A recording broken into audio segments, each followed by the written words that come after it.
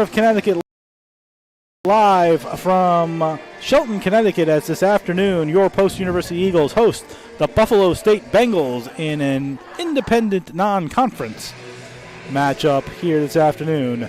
I'm Jeff Nelson. Coach Pete Whitney will join us in just a moment. For the Eagles, well, games last 60 minutes, but they played about 24 minutes of it yesterday in a 2-0 loss to Morrisville State. Eagles never really got going, outshot 18-5 in the first period and outshot by another 5 to 6 shots in the middle of the second period before they finally woke up and turned it on a little bit, but were unable to get anything past the 6'5 goaltender Linville, who pitched his second career shutout to defeat the Eagles 2-0. It ended a 9-game losing streak for Morrisville State. For the Eagles, the 2-game winning streak against Assumption, that came to an end, and have now made this homestand 2-2 with 2 games remaining, one today and one on Wednesday. But coaches, I bring you in, disappointment from the coaches of the Eagles. They didn't really wake up till midway through the game, if really at all, yesterday. And by that time, they were down 2-0 and really unable to catch up. Tough way to start the winter portion of the season. Yeah, I think what they would like to pull out of this is playing back-to-back SUNYAC teams. They do see how the teams play in that league when they got the opportunity to play Morrisville yesterday. And, Buffalo State, obviously a very good team. Some similarities. Both teams allow just about the same amount of goals, 3.3 goals versus 3.2 goals. Penalty minutes about the same, roughly right around 13 minutes a game.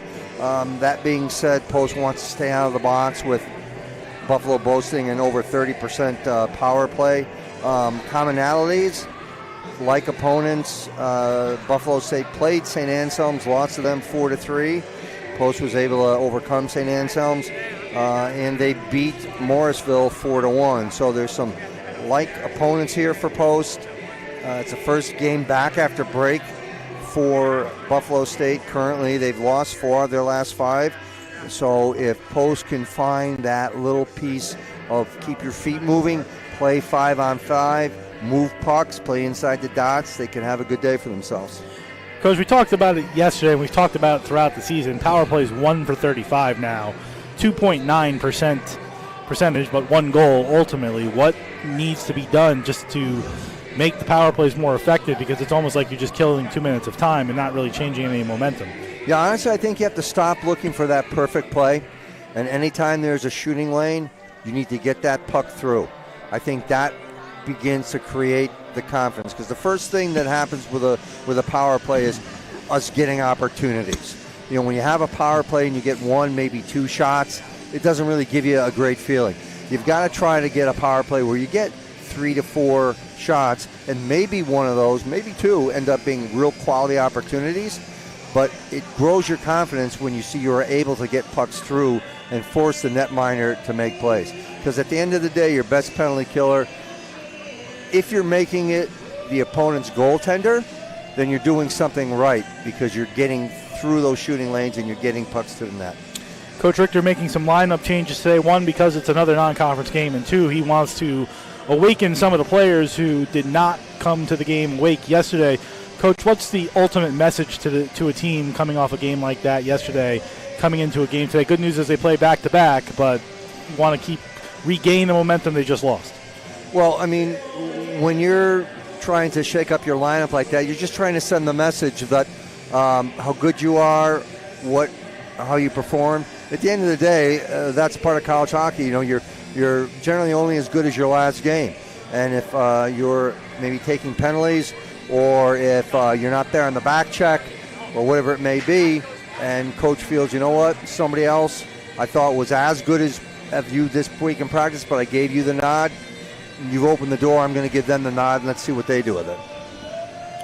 Teams taking the ice for this afternoon's affair. As we said, the next Eagle home game will be on Wednesday against Western New England, 1:30 puck drop here at the Sports Center of Connecticut, 1:15 pregame on the CACC network and youtube.com/Go Post Eagles.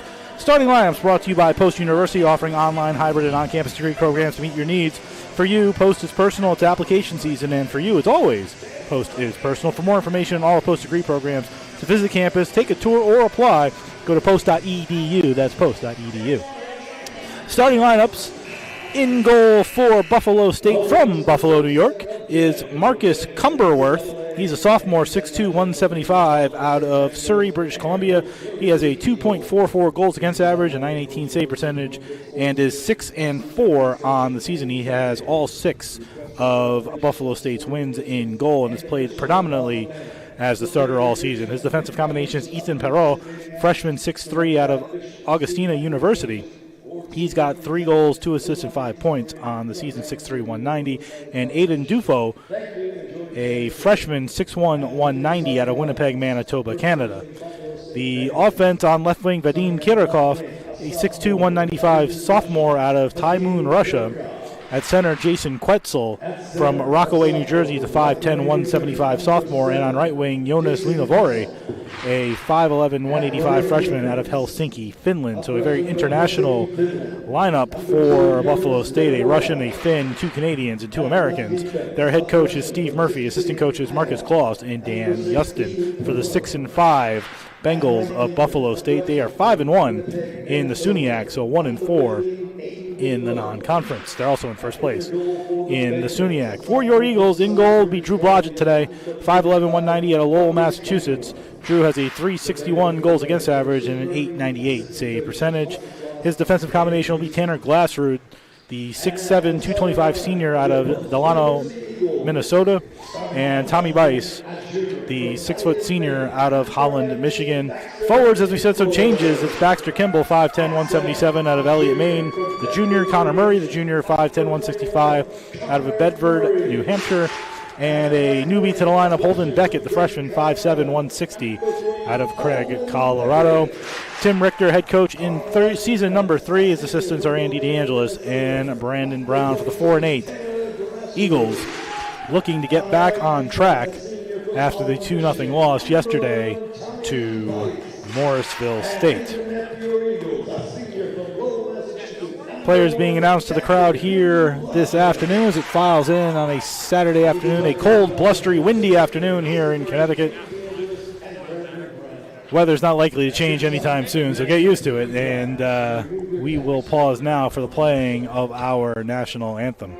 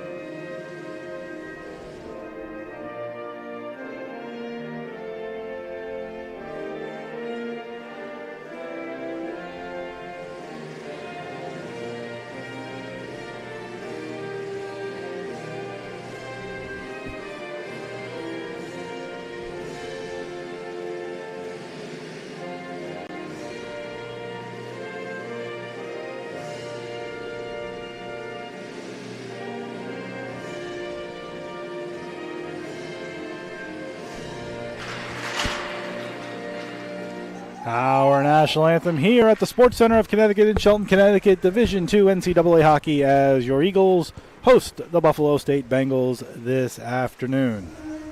Broadcast brought to you by Post University on the CACC Network and youtube.com/GoPostEagles. Both teams get an opportunity to surround their goalie. Referee shaking hands with the coaches as we get ready for an afternoon of hockey, a quick turnaround, 2 games in less than 24 hours for the Eagles. After today, they'll play again on Wednesday against Western New England, while Buffalo State will follow the footsteps of Morrisville State and head out to Pennsylvania for a game today. I'm presuming they'll leave on the bus after the game and head out there as well, correct? Yeah, yep, I would say it's about 2.5 to 3 hours, but it's nice. It's an early game. It's a 1 o'clock game, plenty of time to stop, get a good meal, get yourself settled in.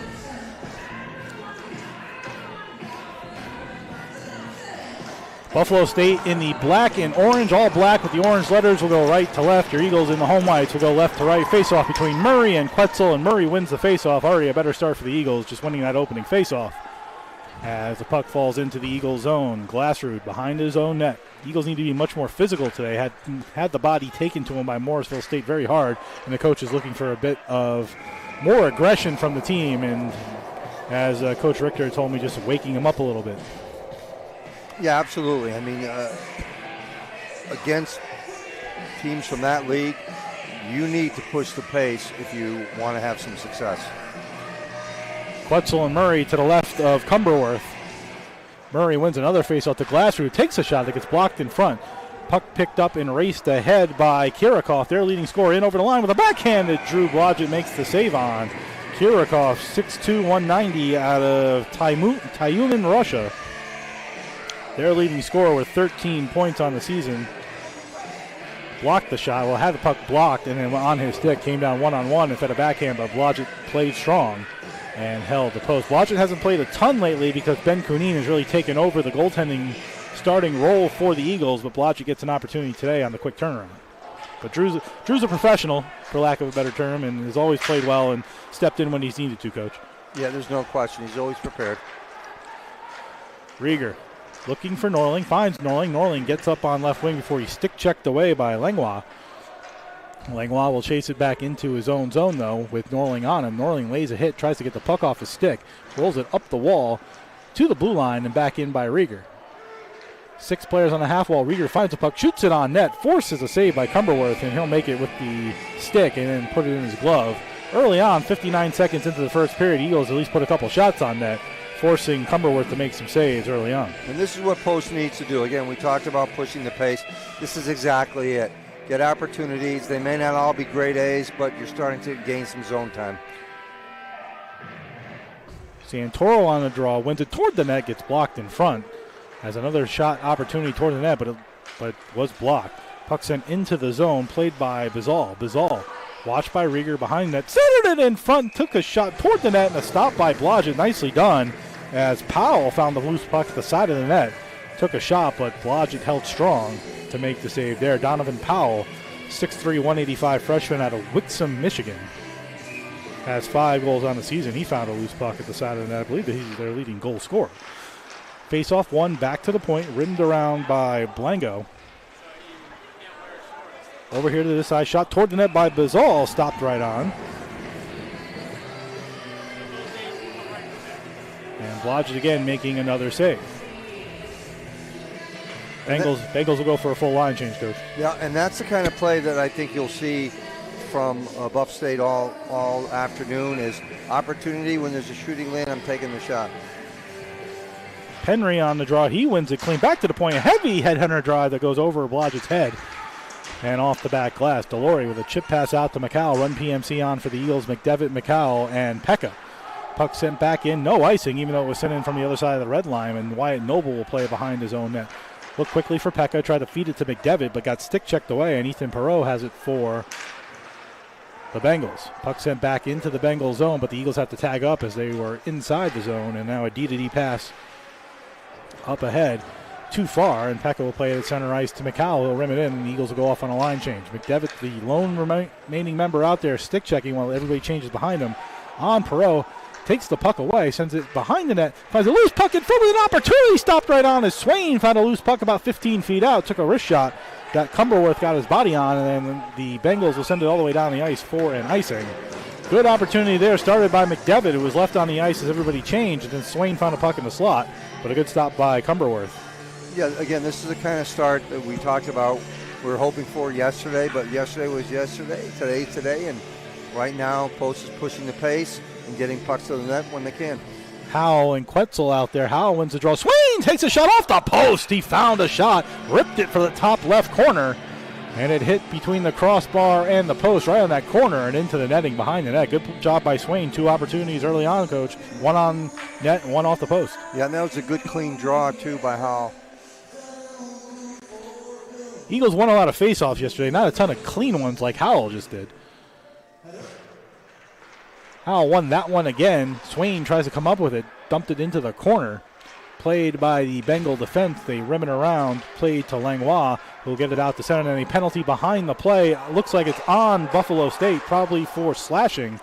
And then a long pass too far, but right on the net of Cumberworth.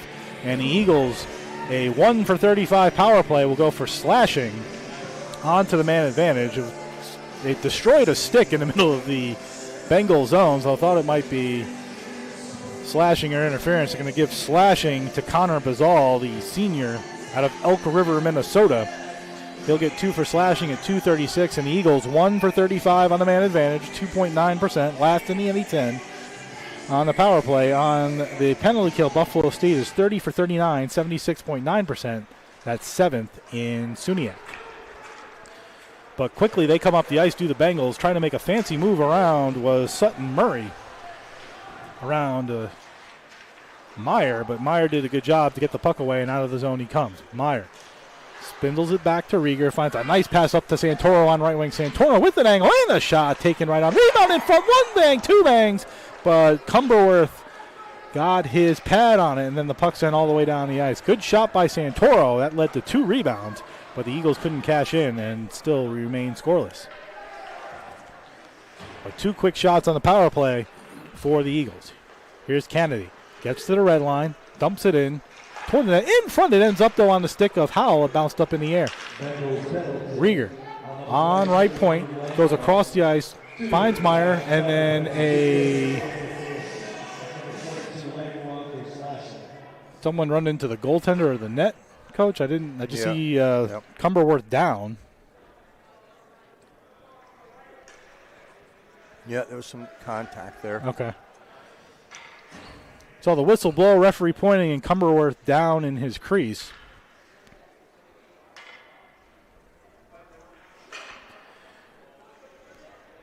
So not sure who ran into him. Clearly one of the Eagles, because the face-off is outside the zone between Howell and Penry. Howell pushes the puck into the Bengal zone, but played by Glamos all the way down the ice. 50 seconds to go on the man advantage. Here's Tommy Weiss. Gets to center, goes up on left wing to Norling, who has some speed, gets around, finds a puck, takes a bad angle shot that's stopped by Cumberworth. Picks it up on the other side and gives to Delory on right point. Delory back down to Norling in the corner. Norling behind the net, looking to center, goes to the left side to Swain. Swain over here for Delory. One-timer by Weiss right on off the post again. And into the netting behind Cumberworth. That's 2 posts in the first 4 minutes for the Eagles. Good puck movement on that power play, and it seemed like a simplified shot, Coach. They weren't trying too hard. They just found a lane and shot it. Yeah, exactly, and that's the difference in the power play compared to yesterday was they move it with a purpose to find the lane and, as you said, take the shot. Santoro, Kimball, Meyer, the Eagle forwards on the power play. Santoro lost that draw to Dofo. Rimmed it around, but a good keep in by Kennedy. Now Kimball being pinched in the corner by Perreault. Rims it up the corner. Played by Kennedy. Tried to send it back to the point. Couldn't find it. Then a clearing attempt by Buffalo State off the leg of Kimball. Ends up reversing the flow to the far side corner with 10 remaining on the man advantage. 6 players fighting for it in the corner. 3 Eagles, 3 Bengals. Puck comes free to Perreault. He'll rim it all the way around up the open side and all the way down. And that'll do it for the Eagles' first power play of the game. They are 0 for 1. A better power play. They did have some opportunities, but unable to get a goal on the man advantage. Here's Kennedy out of his own zone, looking ahead for Murray. They rolled off his stick into the Bengal zone, but a nice play by Kimball to keep it in, who jumped up in the air to stop it. Kimball looking to find somebody to pass it to or turnaround shot, but lost the puck off his stick. And back the other way comes Kirikov. Kirikov in over the line, finds a puck, gets a rebound, loses it in the slot. Closing in with a shot was McCall. That Blodgett got a left pad on as McCall found a loose puck, cruised into the top of the near circle, took a wrist shot, and Blodgett got the pad on it. Here comes Holden Beckett. Over the line, in the lineup. He wasn't in the lineup yesterday. Beckett takes a shot that's sticked away by Cumberworth, and Beckett does a good job pinching the D-man in the corner, but the puck comes free, and out of the zone comes Lunavori. Lunavori will dump it in. The Bengals will go off on a line change of their own with 5 minutes gone in the first, no score. Eagles 0 for 1 on the man advantage. Beckett avoiding the stick check of Kirikov, lost the puck into the near side corner. Delory there to help out, rims it all the way around, but only Bengals are there, and then centered out in front with a turnaround shot that's blocked. Puck lay there in the slot area, played back to the point to Langlois. Langlois rims it back into the Zamboni corner, takes a funny bounce, and here come the Eagles out of the zone. Breaking up ahead on the left wing in over the line, looking for an opportunity was McMains, who's also new to the lineup today. Bradley McMains, a 5'10", 165 freshman out of South Portland, Maine, making his return to the lineup. Manoff out of Chelyabinsk, Russia. The 6'2 freshman dumps it in. Bengals chasing after, looking centered out in front was Tolan. He did, but a good job there defensively by McDevitt. Gets it out of the zone. Pekka lost the puck. They send it right back in to Sutton Murray. On Blodgett, leaves it for Tommy Bice. Bice avoids the heavy pressure by Mike Marquez, the 6-foot freshman out of Upland, California for the Bengals, and Glassrud plays it in the Zamboni corner, but then lost it to Tolan. Tolan leaves it for Murray. Murray tries to pinch it up the wall, but then gave it away to McDevitt, and out comes McDevitt 2-on-2, gets to the red line, but then shot it off the leg of the Buffalo State defender. And the puck ends up back in the Eagle zone where Glassrud will start again. 7 minutes gone in the first period. No score, and that's going to be an icing unless Scotty Swain can win the race, and he will not. And down goes Perreault on the icing with 6:59 gone in the first period.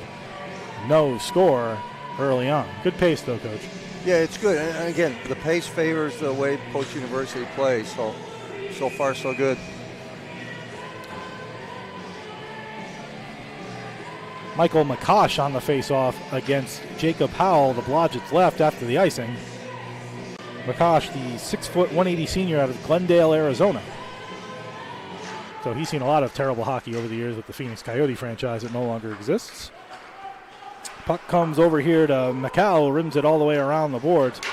McCosh lets it go, and a shot taken by Tyler Penry, the 6'1 junior out of New Hartford, New York.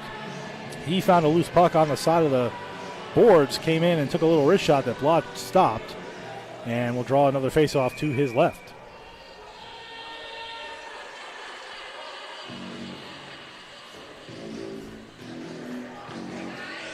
I have to say, Coach Murphy for Buffalo State, Coach, has players from all over the world, so he does a lot of recruiting between Russia, Canada, Finland, and the United States, and all the places in the U.S. he has players from. Certainly does. He must have a good travel budget up there. Kennedy rims it around to Rieger. It goes past Rieger. He wasn't able to control it. Meyer sends it up the wall, but taken there by Murray. Murray sends it back to the point. Long shot taken from the point by Manoff, but deflects off a body and nowhere near Blodgett. Now Kennedy will try again. Sent a quick pass to Meyer, but lost it in a long shot taken, but deflected, and doesn't get to Blodgett. Behind the net, Murray fighting for it. Sends the reverse flow up the boards, and a big hit from behind on Meyer. Doesn't look like he got the full number, so no penalty there. Meyer trying to get it out, and finally he does. 2-on-1 if he hurries with Norling. Meyer to Norling, in over the line, looking for an opportunity. Norling closing in, looking for Meyer's stick, and just missed. Then a turnaround shot taken by Rieger that deflects off a leg and goes just wide. Good 2-on-1 opportunity, and an interesting centering attempt for Meyer. Just couldn't connect between Meyer and Norling. Long shot from outside the blue line by Mirror, still out there. Lost the puck, though, to Kennedy, and Eagles with an opportunity to finally come out as Buffalo State goes on a line change. Here's Kimball at center, 2-on-3 over the line, takes a little slash, takes a shot toward the net, nobody there. He goes around the net and out as Buffalo State will come back on a 3-on-2 rush of their own. In over the line is Kirikov looking for Quetzel. Found his stick but wasn't able to control it, now pushed into the near side corner. Murray, nice job to take the puck away and get it to Noble behind the net, being stick checked by Kirikov. Kirikov, though, using that strength and body, walking out in front with a shot, and Blodgett got a pad on it, and it rolled just wide. He had a nice opportunity from about 10 feet out. Now another opportunity toward the net that just goes wide by Lunavori. This line buzzing. Lunavori, Quetzel, and Kirikov. Here's Lunavori on right wing. Goes down, no penalty there, as he was falling more than being held up. And finally, the Eagles with an opportunity to come out as Delory had his pass blocked, but then deflected up in the air to Kimball. Kimball will get to the blue line, dump it in, and everybody will go off for a line change. Good shift by this number one line, Coach, of Quetzel, Lunavori, and Kirikov. Yeah, good pressure, posts up to the task. Glassrud allows the man to go around him. Gives it on right wing with a shot that gets blocked, and a second opportunity. Good right pad save there as Sutton Murray had an opportunity. Now Marquez spinning away from the check of Bice. Bice gets The pass play now into the slot, closing in. A great body save by Blodgett again as Dufault picked up a loose puck in the slot and skated right in and took a little wrist shot from about 15 feet out, but Blodgett stepped up to the top of the crease to make a body save there. Puck sent down into the Eagle zone, no icing, so Glassrud will have to race back after with Marquez chasing him. Glassrud took a hit from Marquez, but Glassrud 6'7", able to body it off the 6-foot Marquez, and puck sent all the way back down. Bice inside his own zone, tries to leave it for Glassrud a little bit too far, and Bazal will play it. He'll dump it back in. Eagles have to get out of their own zone. Bice lost it to Bazal. Bazal centered it all the way back to the point. Long shot taken from the point by Langlois. Deflects wide and goes into the Zamboni corner. Big hit by Glassrud on Powell, but Powell comes away with it, spins away, lost it to Bazal. Bazal sends it back up. McCowell there looking for Scotty Swain. He finally gets it to Swain. Swain, though, had his stick checked off his stick, and Powell has it. Powell then lost it to Swain, and Swain will take it out one-on-one. Had it roll off his stick, though, with Langlois chasing him. Swain will dump it in. Players behind him go off on a line change. Max Bolak out there. He lays a hit. As the Swain, Bolak, Howell, and Swain out there for the Eagles. Puck right on the half wall, being fought for by two Eagles, taken away, but then stolen by Buffalo State and brought back out to center by Donovan Powell. He'll spin back in his own zone. Eagles will go off on a line change, and the Bengals will restart with 9 minutes to go in the first period. No score here at the Sports Center of Connecticut. We thank you for joining us wherever you are on this Saturday afternoon here, the first weekend in January. In over the line is Penry, had it chopped off his stick back to center. Good play by Norling, chasing it down, trying to slap it away. Meyer in there as well, spindling away with it is Blango, and he'll get it out to center and into the Eagle zone as Kennedy behind his own net gets away from Meir. The stick check looking for Meyer. Meyer did a good job just to touch it to avoid the icing, but then lost it off his stick, and the puck sent all the way back into the Eagle zone. Delory nearly blew a tire, rimmed it around the far side for Norling. Norling trying to get it out. That door just opened up right in front of the benches area. That's dangerous. They managed to get it closed. Delory gets to the red line, looking to dump it in. He did into the Bengal zone, but stolen away by McCosh. Puck comes back out to center. Here come the Bengals on a 3-on-2 break in. Over the line is Meir. Meir on a one-timer set up to Penry, who took a nice pass from Meir. He one-timed it, didn't get all of it, but Blodgett able to get over with 7:57 to go in the first period. Still no score, but, Coach, the Bengals have sort of taken over the last few minutes. Well, you can see that they found their legs for sure. So, again, pace. Both teams enjoy playing at pace, so it's so far been a fun period to watch. Murray and Quetzal out there for the Bengals. Won by Quetzal right to the slot. A shot right on, top of the near circle with a shot right on is Kirikov. Now, puck found in the slot again. Another opportunity is going to be a delayed penalty on the Eagles as Lunavari found a loose puck between the circles. Stopped by Blodgett, but Kirikov was dumped. And the Eagles will go shorthanded here at 12-11 on call it a hook to Wyatt Noble at 12-11. As Coach mentioned in the pregame, Buffalo State 10 for 33 on the power play, 30.3%. That's first in SUNYAC. The Eagles 44 of 54 on the penalty kill, 83.3%. That's fourth in the NE10. They were 2 out of 3 yesterday on the penalty kill. Face-off one, passed in front, wide open, goes around in front, tried to stuff it in, and it was stopped somehow by Blodgett as Quetzal found the puck on the left side. Went around, Blodgett tried to stuff it in the goal, but Blodgett somehow got back there, and I think there was some help of the defenseman's stick to keep it out of the goal. So an early opportunity for the Bengals. Now Marquez in the Zamboni corner on the far side, rims it back toward the point, gets dumped right back to the Zamboni corner where Tommy Bice is. Bice makes a fancy move, tries to get it out of the zone, and he does. Good job by Tommy Bice, 1-on-2 down there to get the puck out back to center. Bengals bring it right back in. It's Kirikov. Spins with it, goes back to center point, comes over here to Quetzal, goes past Quetzal, Glassrud down in the corner. He makes a fancy move around one of the defensemen, but Quetzal does a good job to get back to it and come out the far side. Quetzal, center point, comes over here for McHale. McHale, down the mirror, back to McHale. McHale on left point being chased by Matthew Pekka. Feeds it down to Mir. Mir in the corner being watched by Glassrud, goes behind the net. Takes a return pass, but a little too far, and Pekka will have an opportunity to come out of the zone with his speed. 1-on-3, that'll allow everybody behind them to change, including him. He'll dump it in to the Bengal zone. Nice job there by Matthew Pekka. 45 remain on the man advantage. 6:30 to go in period one. No score. Bengals' first power play of the game. Here's Perot in. Over the line. Leaves it on right wing. Puck comes into the slot. And a nice job there by Murray to turn around and rip it all the way down the ice. Outside of that opportunity on the first 5 seconds of the man advantage, the Eagles have done a good job here on the penalty kill. Out come the Bengals again, looking and then chopped away by an aggressive Rieger and sends it back into the Bengals zone again with 10 seconds remaining on the man advantage. Here's Glamos.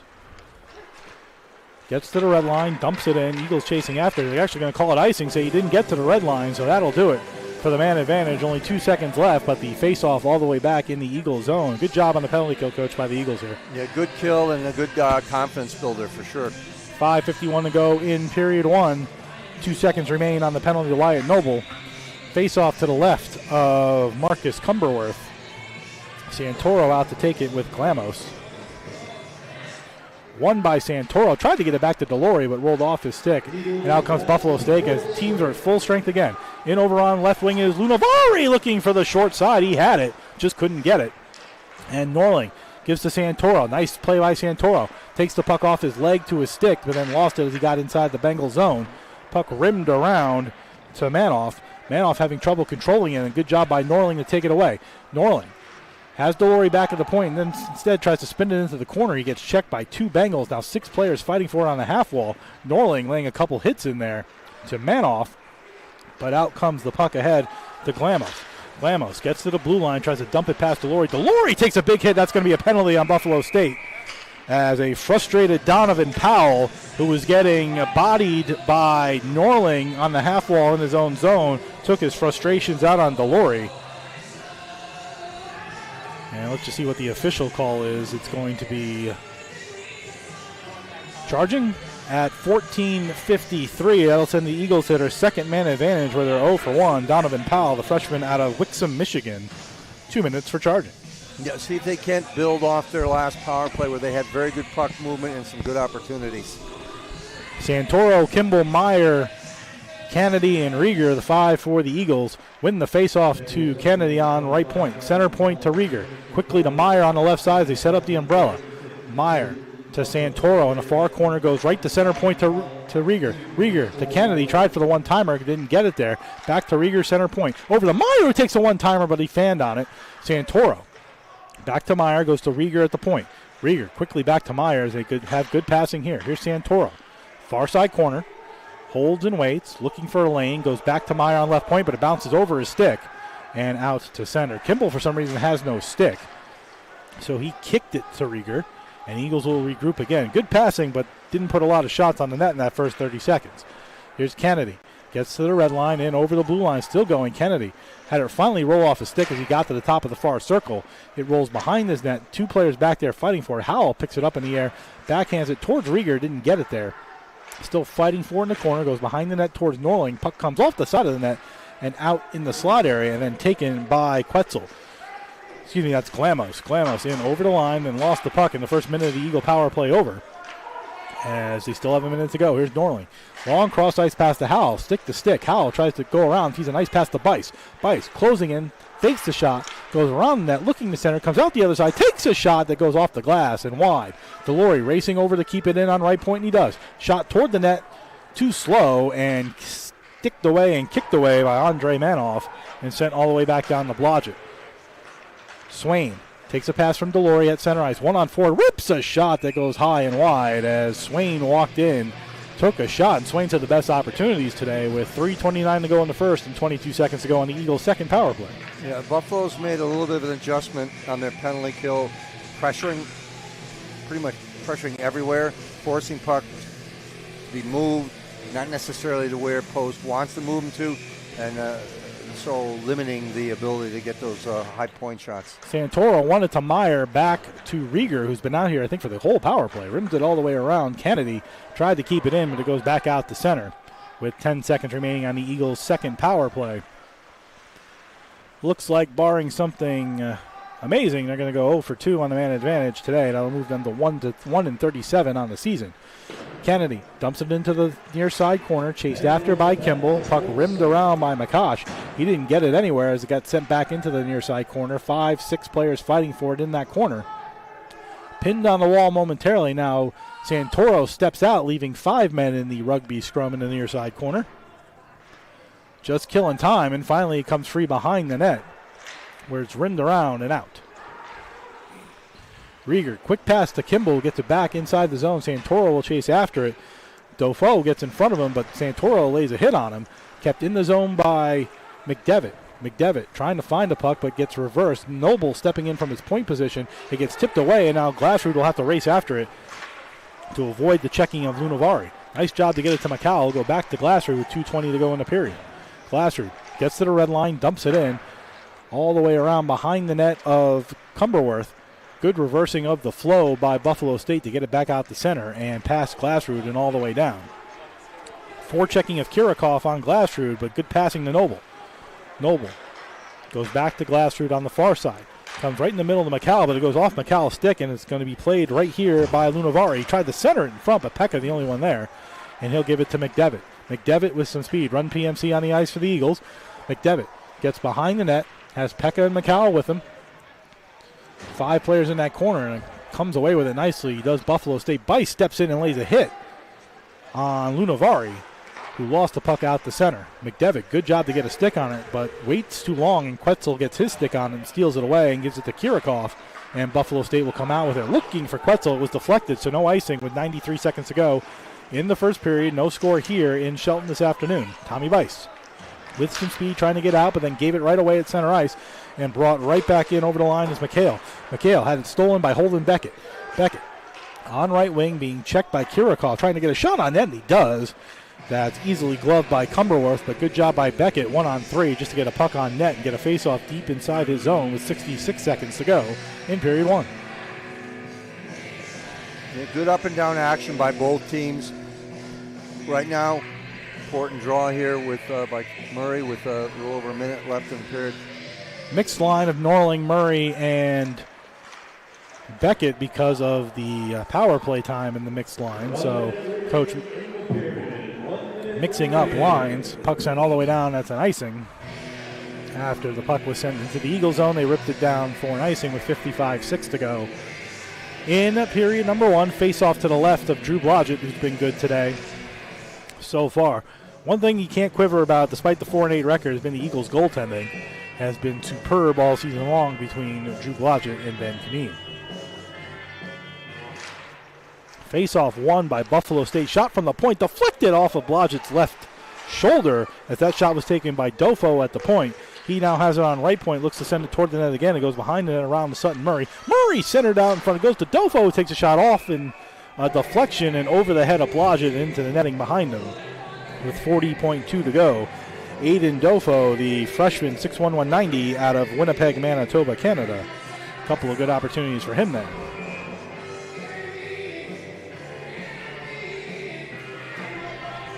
Sutton Murray on the draw against Jacob Howell. Can't wait till we get the Sutton Murray and Connor Murray face-off draws. One by the Eagles, sent all the way down the ice. We're going to get another face-off because Bolak just took it and ripped it down, so that killed about 10 seconds. And now 33.4 to go in the period, and the face-off to the left of Drew Blodgett.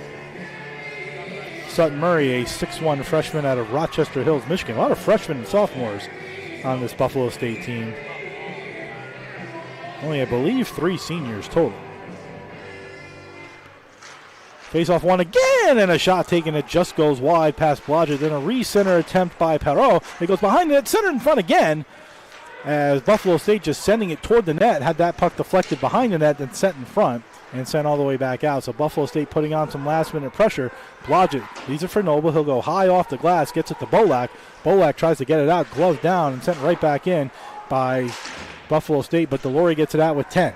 Delory gives it to Howell. Eagles need to hurry if they want to get one more shot. They're not because they have to tag up, and that'll do the first period here in Shelton this afternoon. Better period from the Eagles all around than they had played in the first period yesterday, but they find themselves tied at 0 after one period today. Goes better period, 0-0, but 0 for 2 on the man advantage. Yeah, I think if you're Post, what you take from this first period is that you can play with this team when you're moving your feet and you're attacking. So the challenge is you got to play this way for the next 40 minutes, for a total of 60 minutes.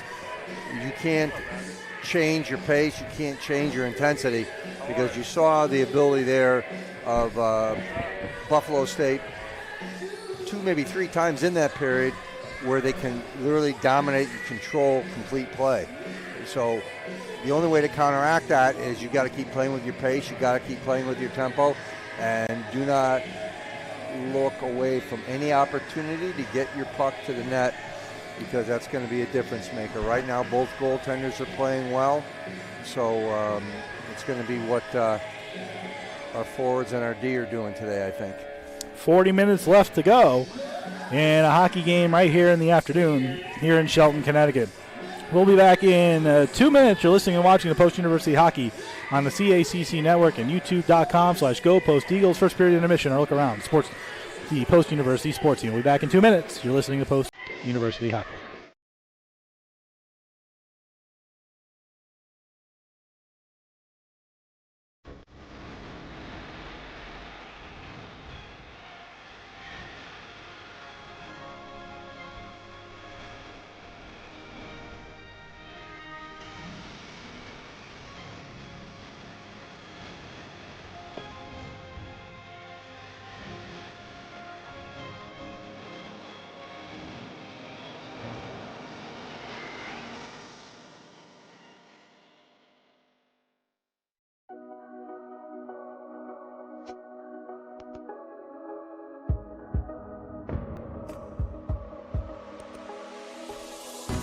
Walking the path of integrity, forever embracing a life in balance, standing tall and confident, leaders in the classroom, community, and field of play, with clear vision and a full heart, looking to the future, devoted to the student athlete, representing the Northeast. Diverse in composition, united by our values, determined by nature, uncompromised by choice. We are the NE10.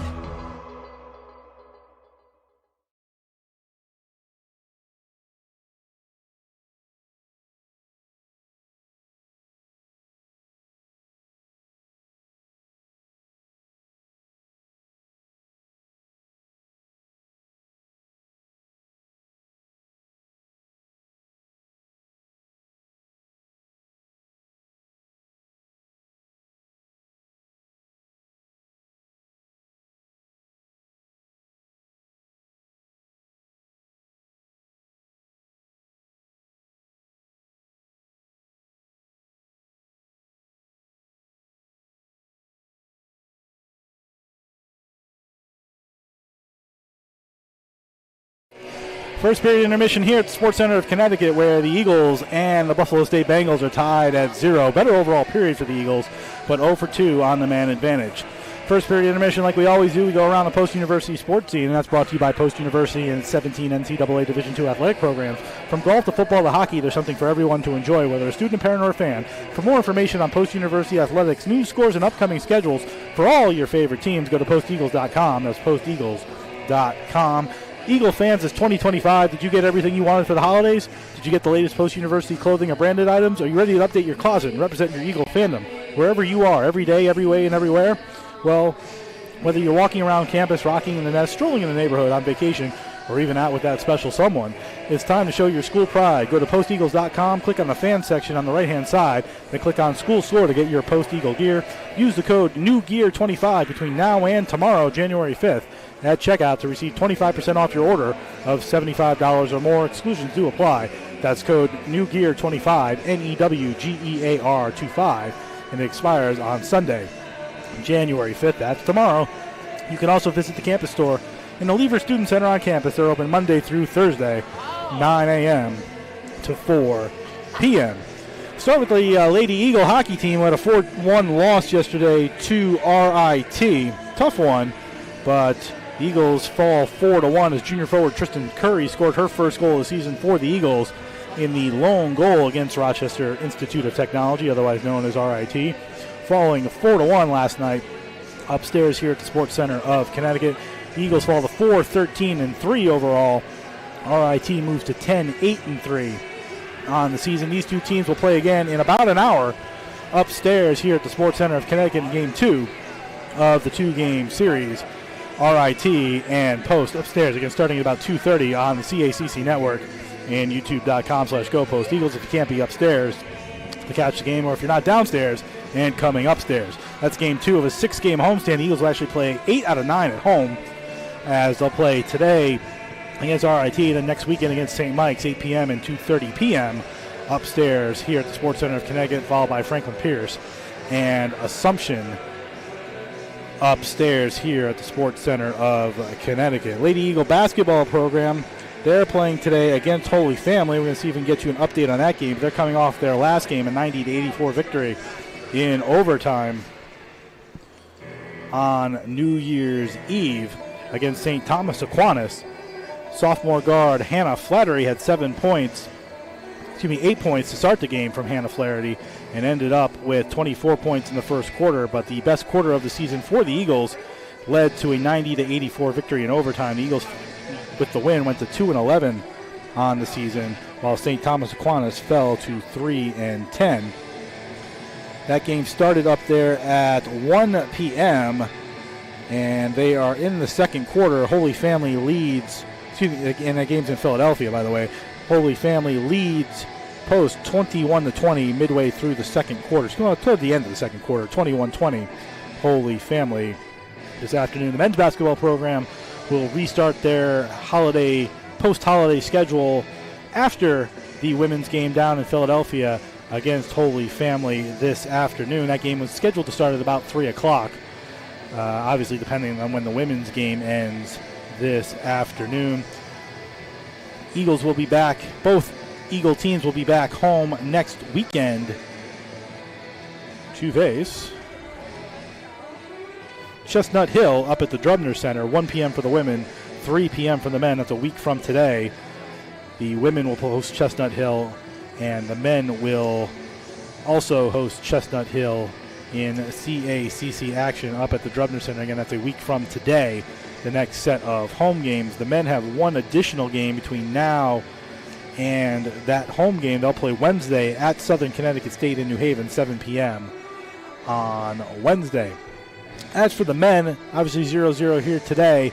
They play one more game on the homestand. They will host Western New England on Wednesday at 1:30 p.m., 1:15 pregame on the CACC network and youtube.com/GoPost Eagles.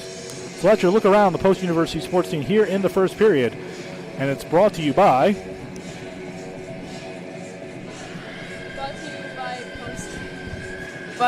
Post University and its 17 NCAA Division II athletic programs. From golf to football to hockey, there's something for everyone to enjoy, whether a student, a parent, or a fan. For more information on Post University athletics, news, scores, and upcoming schedules for all of your favorite teams, please go to posteagles.com. That's posteagles.com. That's our first intermission. Thank you, Ryan Nelson. Happy 16th birthday. We'll be back in 2 minutes. You're listening and watching the Post University Hockey on the CACC network and youtube.com/GoPost Eagles.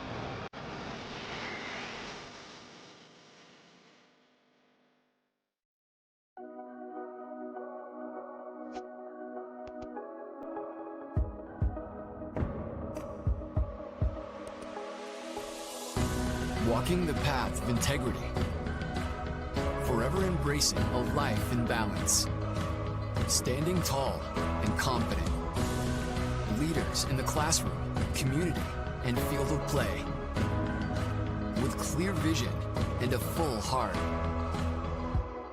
looking to the future, devoted to the student athlete, representing the Northeast. Diverse in composition, united by our values, determined by nature, uncompromised by choice. We are the NE10.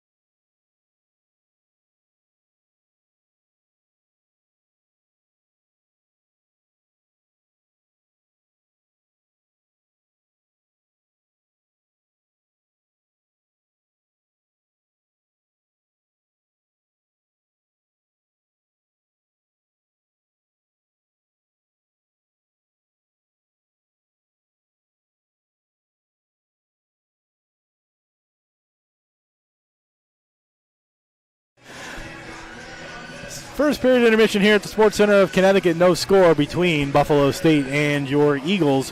Shots on goal in the first period. Buffalo State credited with 15, the Eagles only 8. Buffalo State 0 for 1 on the man advantage. The Eagles 0 for 2 as they fall to 1-37 on the man advantage this season. Buffalo State at times had more of the play, Coach, but it felt it was somewhat of an even period. Eagles just didn't get as many shots on goal, I guess. Yeah, I think what you're going to see this next period is what you saw Buffalo State get their legs. Post came out with their legs, and then you saw Buffalo State get their legs. So for Post, you have to play 2 more periods just like that period. They have to be quick, they have to be intense, and then you have to be careful. I mean, especially on the power play, you could see how dangerous and how skilled some of those forwards are. They almost walked right in and tucked one right behind Drew there just because we were puck watching a little bit. That's something to really watch for. Post also has to get good support in their defensive zone because pucks are getting dumped.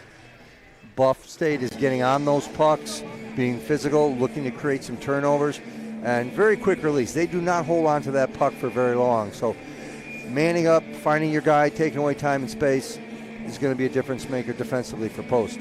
Eagles did lead the way in the faceoff, 12-10 in the first period. Not a gigantic advantage, but a 12-10 advantage nonetheless this afternoon. Don't forget to join us on Wednesday at 1:30 for Puck Drop against Western New England, the final game of the 6-game homestand before the Eagles head out on the road for a few and then come back home and will face Franklin Pierce here at the Sports Center of Connecticut. But Wednesday, 1:30 Puck Drop, 1:15 pregame on a Wednesday afternoon here in January as kids aren't back to school yet, at least in the college ranks. The high schoolers are back, but the college ranks not back to school yet. A couple more weeks of winter vacation for everybody. Yeah, wrapping that season up, getting onto it, and every day's a day closer to spring.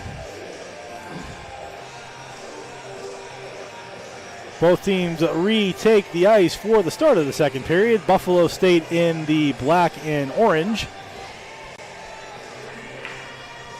Kid likes to eat, Coach. I can't. There's nothing wrong with that. kid likes to eat. Buffalo State going left to right.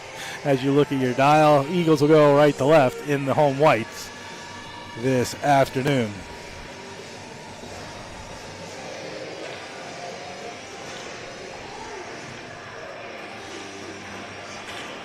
Connor Murray against Jason Quetzel in the draw as we get ready for period number 2 here at the Sports Center of Connecticut. No score as we start the second period, won by Murray to start the period over the Bice. And puck gets dumped behind the net of Drew Blodgett, who played well in the first period, making 15 saves. Centering pass in front finds the stick of Lunavari, but it was chopped away before any damage could be done. And now Beckett tries to force it back out the center. He gets it there. Regains the puck, trying to get it back to Glassroot as defense. Now Glassroot looking for Murray. Murray got it on his stick somehow, but then taken away by Lunavari, gets taken down, and when both referees put their arm up at the same time, that's usually not a good thing. No, not unless they're waving to each other, and that was not the case. So an Eagle penalty 26 seconds into the second period on Connor Murray. It's just a question of what they're going to call, hooking, holding, or tripping. And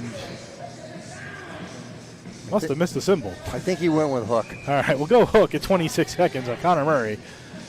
And the Buffalo State goes back to the man advantage. Their second of the game. They are 0 for 1. Bice pinning it in the near side corner. Helping out is Santoro, but the puck comes back to the point of McHale.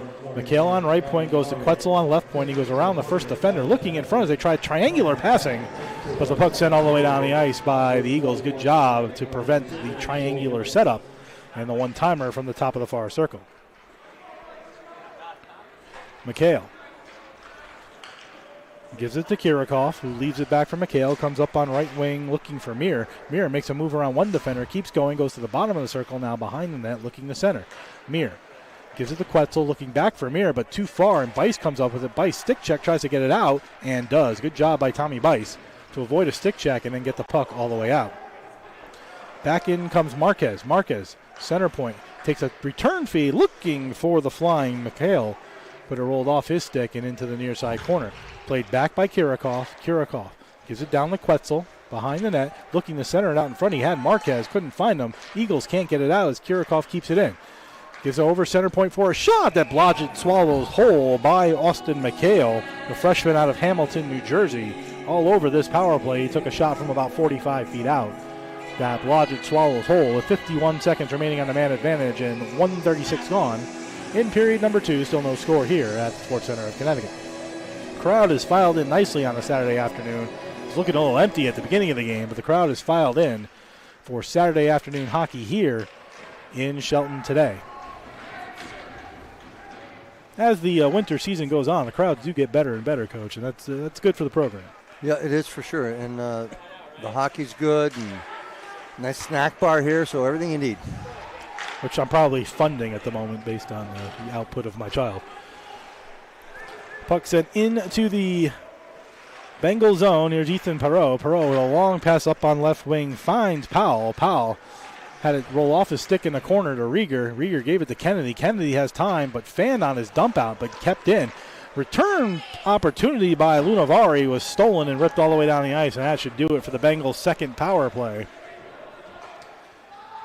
As the Eagles are back to full strength. Good job on the kill again by the Eagles. Buffalo State 0 for 2 on the man advantage. Kennedy avoiding the check from Powell, trying to get it up to Norling. Norling takes a big hit from David Tolan, the freshman out of Ontario, California. Puck stays right on the half wall there, fed back out to the point. Long shot taken. It gets popped up in the air and deflected as the shot was taken by Langlois and pushed into the far side corner. A car crash of players led by Wyatt Noble into that far side corner. Bolak tried to take the puck, had it roll off his stick. Bolak again swiped at it. A quick pass out the center, rolled off Bolak's stick again, but he picked it up, gets to the red line, dumps it in, and that lets the Eagles go for a full line change with 3 minutes gone in the second period. Still no score. Long pass to center, popped up in the air, played by Swain, had it bounce off his stick away from McMains, and here comes Swain. In over the line with Delory. Swain with another shot, rebound for Delory, it's there. Puck bouncing right outside the crease. Nobody can get a stick on it. It's sent out to center for one of the better opportunities the Eagles have had today. That's not going to get down for icing, but a good shot by Swain. He's had the 3 best shots of the game so far, Coach. Yeah, he has a good opportunity, rattle around there a little bit. The just unable to find it and put it home. Good job by Delory as well, pinching in and getting in front of Cumberworth to make it a little harder, and he almost got the rebound right outside the crease. Captain Delory will wait behind his net. Feed a pass to Noble. He'll take a return pass looking up for McMains. It rolled off his stick and now out on the right side, taken by Muir. Muir lost it, rolled off his stick to Delory. Delory spins away from the check of Quetzal. Left the puck for Noble, who tried to send it out, but then nice play by Delory to take it right before it could get dumped back in. And a long pass for Swain right on the blue line. Good play by Swain to keep his skates on the correct side of center ice. He dumps it down around to Howell. Howell trying to avoid the check of Manoff. Puck rimmed out. Good poke in by. But back the other way comes Buffalo State in 2-on-1 over the line. Shot off the side of the net taken by Muir. And then a recentering attempt goes in front. One-time shot taken on a wrist shot by McCosh that goes wide. That goes wide. As that all started, because Glasser pinched in, the puck got around him, and then Buffalo State went on a 2-on-1. And that shot went off the side of the net. Rebound was recentered out in front. The Eagles did a good job to prevent any opportunities on Blodgett. But 4:46 gone in the second period. Still no score here. Yeah, both teams sort of trading punches, if you will, right here. And picking up where they left off in that first period. Sutton Murray and Joe Santoro on the draw to the left of Drew Blodgett. Face-off won cleanly by Sutton Murray. So cleanly it went all the way out the center. That gives the Eagles an opportunity to change a couple of players as Jonathan Meyer comes on the ice for the Eagles. Puck sent back in by Sutton Murray. Rims all the way around from near to far. And a penalty behind the play for roughing, I think. And it's going to go on Joe Santoro at 5 minutes even, and that'll send Buffalo State right back to the power play. Santoro 2 for roughing at 5 minutes. Santoro, who leads the NE10 in penalty minutes, gets 2 more to his total. 5 minutes even. McCowell and Quetzal to the left of Blodgett. Bengals 0 for 2 on the man advantage so far. Clean win by Quetzal back to right point. Feeds it down low with a centering pass. More of a shot off the pads than a centering pass, and played by Quetzal on left point. Goes down in the corner to Muir. He plays catch. Tries to center in that triangular fashion to Marquez. Good job by McCowell to read it and send it all the way down. That's 2 or 3 times now that Buffalo State has done that triangular play, and the Eagles have read it each time so far and been able to get it all the way down the ice. Yeah, they're looking for that guy in the bumper position, but rather than bump it, he's there to try to do a quick one-timer. Puck gets passed inside the Eagles zone. Played on a right wing by Kirikov. Kirikov spins away, still has it, sends it down low for Muir. Muir goes behind the net, looks to center in front, tried to find Kirikov on the far side, or the near side as he tried to go from far to near, and now Muir behind the net. Muir again looking to center, go the other way this time. In the center point with a shot taken, stopped by Blodgett as McHale found a puck on a nice pass by Quetzal. Quetzal then re-centered, but the only one there is McCowell, and he'll send it all the way down the ice. Good setup the first time by Buffalo State. The second time the Eagles were more prepared and were able to rip it down with 50 seconds to go on the third Buffalo State power play of the game. Still no score here at the Sports Center of Connecticut. 6 minutes gone here in period number 2. Mir gets to the red line, looking ahead. That should be an icing, but they're not going to call it. Might have got deflected by Lunavari. He'll pick it up and give it over here on the right side. Murray still has it, goes from right to left. He plays catch, takes a return feed from Powell. Powell back again with a shot that just rolls by Blodgett's cage. Picked up over on the near side by Perreault. Perreault goes across the ice with a one-timer and a rebound. It just gets pushed wide by Lunavari. Good opportunity there as Perreault set up the play. Puck behind the net. Delory lost it. Comes over here to Perreault. Perreault, one-timer by Powell, goes wide as the power play will expire. And now Buffalo State 0 for 3. Perreault pushes it down to Glamos. Glamos lost it, and Santoro gets into the play. And Powell with a high slap shot. He winds up. All 6'3 of them. The 6'3", 185 freshman from Wixom, Michigan. Goes high with that stick on the slap shot. Behind that it goes to Kimball. Now inside the Buffalo State zone. Being held by Powell. In to help is Santoro. pops the puck up into the air behind the net. Santoro will chase after it, does a good job to sweep it off the stick. Bice with a shot off the pad of goaltender Cumberworth. Now to the near side, right up the middle. Good play by Santoro to keep it in. Santoro leaves it for Kimball. Over to Tommy Bice on the far side. Takes a shot toward the net that's sticked away again by Cumberworth. And a recenter off a leg. Goes right through the slot and off to the half wall in the near side corner. Fighting for it is Kimball. Myers over there as well. 4 players right on the wall in a bit of a rugby scrum. Enter player 5 and player 6. All fighting for it right on that wall. Good job of body position by Myers. They just push it down the wall. Glassroot looked like he was going to go in, but he let the puck go free, and Andre Manoff picks it up for Buffalo State. He's a long pass ahead looking for Sutton Murray. Goes off his stick. It's not going to be an icing. Glassroot will chase after it. Glassroot behind the net, gets taken down. Bice in there trying to stick with it. Rolls up the wall to Kimball. Kimball with a nice chip pass behind his back looking for Meyer, who goes over here for McCall. McCall gets to the red line, makes a nice move around the defense. Still looking for the puck. Had it as he rolls to the slot, then rolls towards Cumberworth before finally played away as Drayton Todorov on the ice for the first time. And over the line for Buffalo State, takes a shot on left wing and was stopped was Jake Meir. Excuse me, that was actually Austin McHale, 11, not 17. And toward the net, taken down in front, there's a whistle. Not sure if there's a penalty or just a net off the mooring. Yeah, I think the net got kicked there a little bit. Net got kicked there as players and bodies were flying all around Drew Blodgett. So no penalties. Eagles did kill off the third Buffalo State man advantage, and 8:46 gone in period 2. Face-off outside the Eagle zone between Howell and McCush. Won by Howell. McMains tries to play it out of the zone. He does, right to center, but right on the stick of Perreault. Perreault sends it in around the boards near the far. Chipped up the wall by Kennedy, played at the back point. Fan on shot, and here's a break opportunity for Howell. Howell has a step under the fence. He's in on the blue and takes a wrist shot and goes high as he's looking for the corner and missed. But Howell, with a good opportunity, took a wrist shot from 20 feet out that he ripped wide of Cumberworth. Back in with a shot off the stick of Cumberworth. Goes behind the net, re-centered by Swain as Howell let it roll by. Rieger to Howell. Howell tried to center it in front looking for McMains. McMains goes behind the net, tries to find the puck. They reverse it around to Dofo, who tries to get it out, glove down, and put at center. As this line of McMains, Swain, and Howell got a couple of offensive opportunities. The main one by Jacob Howell, who shot it high and wide on a break from the blue line. Back comes Buffalo State the other way. Here's Kirikoff in over the line looking for Quetzel. Quetzel takes a shot off his opposing number's leg, Kennedy, and into the corner, but Quetzel chases after it, finds it in the near side corner, then gave it away to Kennedy and gives it to Rieger.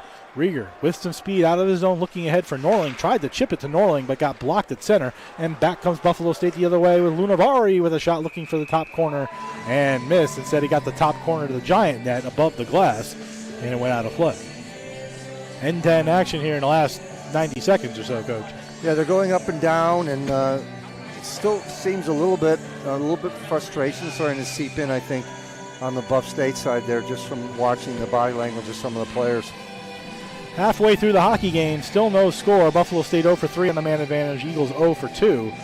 Blodgett has been excellent in goal for the Eagles. Cumberworth has made the saves he's needed to make to keep this game scoreless.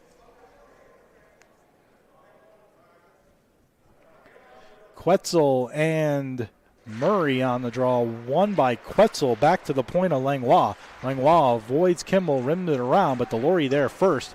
Tries to get it out of the zone. He does a good job to get it all the way down. They're looking at this as an icing, but a good job by Kimball to win the race and avoid the icing as linesman had his arm up, then put it down. Near side corner, Kimball chasing after it, rimmed up the wall.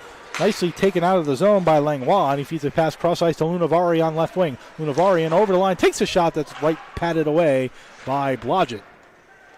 That shot taken from the top of the far circle, rimmed around behind the net to Captain Delory. Delory on the backhand, goes high off the glass, gloved down again by Langlois. Langlois pushes it behind the net to Murray. He'll try again as he gives it to Noble, back to Delory. Delory has an angle out, he finds Holden Beckett. Beckett with some speed over the line, but the Eagles are offsides as Murray couldn't hold the line. As Beckett slowed down a little bit, and Murray did not. And that leads to a face-off just outside the Bengal line with 9:04 to go in the second period. Don't forget to stay with us in the second intermission. We'll go around the NE10 And we'll update you really on the scores and give you the mathematical standings as we know them, as we do have 3 NASA physicists on hand to give you the NE10 standings as they should be calculated. Yeah, they're in the soundproof booth right now. Absolutely. And later they'll play on Jeopardy, because that's what you need to be able to figure out the NE10 standings. Pass looking for McDevitt as run PMC on the ice. McDevitt, McCowell, and Pekka. Blango goes across the ice for McHale. McHale looks up the right wing, finds a player, and Tolan in over the line. Centers it out in front. It goes off Blodgett, then re-centered, and a great save by Blodgett as he made 2 big saves in a row. First on Tolan, and then by the flyby player, I believe that was Marquez. Glassrud trying to get it out, fed a pass up the middle to McCowell. McCowell had it roll off a stick and never got out of the zone. Bengals buzzing right now inside their Eagles zone. Glassrud looking to get to the puck, pins Marquez on the back wall. 4 players now rugby scrumming in the back wall behind the net. Taken away by Bice. Bice tries to get it out, and he does. He gets it outside the zone, past Blango, and then taken away by McDevitt. 2-on-1 with Pekka. McDevitt in with a shot, and he goes high and wide as he had Pekka on the 2-on-1, but the shot missed the net completely and goes all the way out of the zone and back into the Eagle zone. Good defensive play there by Rieger to get the puck away and give to Kennedy. Kennedy goes right up the middle to a flying Santoro. Santoro 1-on-1. He has an opportunity, takes a little shot that gets deflected wide as he tried a toe drag, and it got deflected by the Buffalo State defense, and all the way back. End-to-end hockey action as Kennedy spins away inside his own zone from the check of the Buffalo State forward. Santoro gets it out to Norling. At center goes back to Santoro. He and Meyer couldn't figure out who took the puck and instead lost it away on the other side to Powell. Powell comes in with a shot that goes wide as he ripped it again. Back to the point. Fakes the shot is Dofo. Dofo looking for Perreault. Instead, he rims it around the boards back behind Powell. Powell leaves it, and then a centering pass in front to flex off a stick. Back to Dofo. Dofo rims it back around the Mir. Mir trying to get there. Good job by Rieger to rim it back to Kennedy with 7 minutes to go in the second. Still no score. Kennedy had it taken away by Powell. Powell trying to get to the loose puck. 2-on-2 now right by the Buffalo State bench. It's centered out in front. Deflects off a leg. Back to the Dofo on left point. Cross ice with a one-timer that gets blocked and popped up in the air. Nicely done by Norling to get his body in front of it. And the puck goes out of play with 6:44 to go in the second. Good job overall by both teams here, Coach. There's a lot of puck movement. There's a lot of intensity. It's a fun game to watch right now. As a coach, do fun games frustrate you? I only make that decision after the 60 minutes. Gotcha. Face-off one back to Langlois. Langlois tried to go back to center point. Instead, he wisely goes behind the net to McCosh. McCosh got checked. Scotty Swain down there for the Eagles trying to get it out, but a good pinch in by Penry to keep it in. Penry was playing point, came down low to keep the puck there. Bolak had it checked off his stick. Howell trying to push it out. Howell's had the best Eagle opportunity of the period. Couldn't get it out, and Buffalo State doing a good job. But nice pushing by Howell, but still couldn't get it out. Good job by Buffalo State to keep it in. They press forward. McCosh looking to center, but nobody there. And Bolak comes away. He'll go high in the air just to get it out of the zone. Gloved down nicely, and a nice spinorama play by Langlois. Coach is looking for a closing hand on the puck by Langlois as he kind of did a spinorama with the puck on his hands, but didn't get the call. And here's Penry. Penry out to center looking for Mir. Mir had it chopped off his stick into the zone, and Glassrud will play it behind the net with 6 minutes to go in period 2, no score. Swain with time and space and speed. In over the line on left wing, gets around Langlois, pushes it into the corner, then a big check where nobody hit anything but the wall, and the Eagles gave up the puck, and back comes Linovari. Linovari up to center, in over the line, carries it to Kirikov. Kirikov tried to make a fancy move, left it for Linovari. Linovari takes a shot toward the net, that shoulder blockered away with the right shoulder of Blodgett.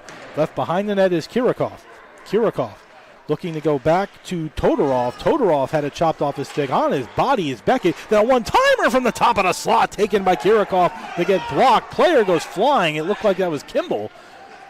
No call there. Kirikov back to Todorov. Todorov goes D-to-D with a shot toward the net again. Gloved down by Blodgett as he stood tall on this series. And when this Kirikov, Quetzal, and Linovari line get buzzing, they get opportunities with 5:02 to go in the second period.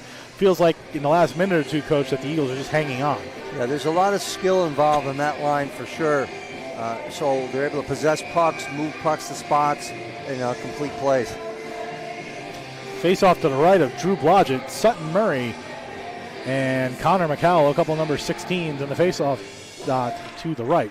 One cleanly by Murray, back to the point of Perreault. Perreault rims it all the way around. Finds David Tolan, who goes right back to Perreault on left point, excuse me. Played down into the near far side corner, then centered nicely in front, and a rolling puck just goes by the net as Dafoe had an opportunity. He comes back up to the point, then gave it away to Rieger, who found Pekka, gave it to McDevitt. McDevitt and Pekka come out, dump it into the Buffalo State zone. Good job there by the Buffalo State defender to get it away from McDevitt. And out the other side comes Sutton Murray, but nice check there by Santoro back on the ice, who checked off Murray. Lost it to Perreault, who tries to carry it in. Instead, he'll dump it in. Didn't have a lane to drive it in, and Kennedy will go behind the net, but racing after his own dump in was Perreault. Perreault found it behind the net, sent it to the near side corner where Norling spins away from the check. Norling goes behind his net to Kennedy, and Kennedy will have a moment before being checked to try to get it out, but then gave it away.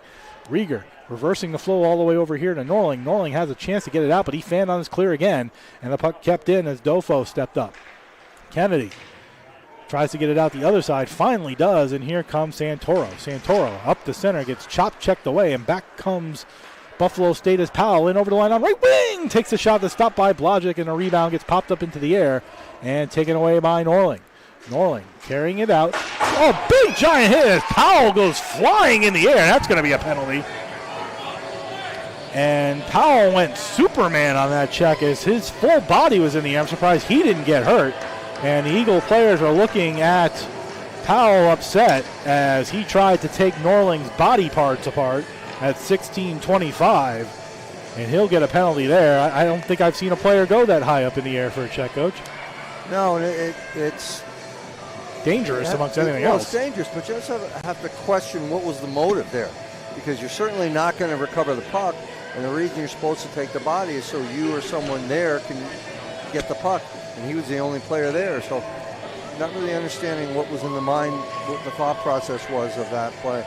Maybe that wakes the Eagles up a little bit in frustration. They're 0 for 2 on the man advantage. Here's their third opportunity as centering pass to Bice. Bice on the left, top of the left circle, takes a shot that goes wide. Delory feeds it back down to Norling, who didn't even really get hit. Kind of flew over him, did Powell. Delory keeps it in, goes to Bice on center point, comes over here for Swain, top of the near circle. Swain with a lane, gives it down low to Howell. Howell on the back end, centers it, but the net comes off the moorings as Bice had a wide open opportunity from the top of the circles. But Norling took out the net. I'm not sure if he had help, but he took out the net with 3:10 to go in the second period and 1:36 to go on the Eagle man advantage. And that's just a smart play defensively, quite honestly, by Buffalo to use your opponent to, in that case, dislodge the net. Eagles had good puck movement in that 24 seconds, but now Howell on the draw with Penry. Won by Penry, but taken by Howell, so good job there. Bice gives to Swain. Swain being checked by Kirikov. Excuse me, that's Glamos. Swain, top of the near circle, down into the corner to Howell. Howell back to Swain. Quick puck movement, center point to Bice. Bice closes in, takes a slap shot that gets deflected high and wide, but Bice waited too long. Yeah, good opportunity, good setup, but we need a quicker release there for sure. He thought he had more time than he did, and by the time he got that shot off, sticks and bodies diving in front of him. Leads to a face-off to Cumberworth left with 2:52 to go in the second period and 1:18 to go in the third power play of the game for the Eagles. Still no score here at the Sports Center of Connecticut on a Saturday afternoon here in Shelton. Face-off won that time by Sutton Murray. They tried to get it out the far side, but kept in by Kennedy. Kennedy fakes to go in the corner, goes back to the point to Rieger. They play catch. Kennedy spins away from the check of Murray, goes into the corner to Kimball, goes back to the point to Rieger. Rieger on right point, plays catch with Kennedy again as they try to space out a little bit. Kennedy with a lane, gives it down low to Kimball, who tried to stuff it in. Good body position by Cumberworth to keep the post held, and then the puck stolen from Santoro and ripped all the way down the ice. Good opportunity for Kimball, who tried to stuff it far side, but Cumberworth to the task, the Canadian out of Surrey, British Columbia, pitching a shutout so far today. Here's Delory at center with 30 remaining on the man advantage. Chip pass over to Meyer. Meyer looking to take a shot on the net, had it blocked and sent all the way down the ice. Murray chasing after it as Glamos for Buffalo State chasing him. And now Delory brings it up the ice with a pass up to Kimball again. Kimball in over the line looking for Santoro. Finds him. Santoro with a slap shot that's gloved with the left hand of Cumberworth. That might have been going high, but Cumberworth not taking the chance as Santoro wound and fired. Face off to the left of Cumberworth with 14 seconds remaining on the man advantage and 1:48 to go in period 2. It was a good rip by Santoro, but the goaltender was up to the task. Howell on the draw for the Eagles wins it back, but taken away off the face-off win by Glamos. He'll send it all the way down. That'll leave 9 seconds remaining on the Eagles' third power play. Here's Norling. One last rush before the man advantage expires. Cross-ice pass. It gets deflected in over the line to say they're offsides, and that ends the power play anyway. As the Eagles now 0 for 3 and 1 for 38 on the season. I don't even remember the one power play goal.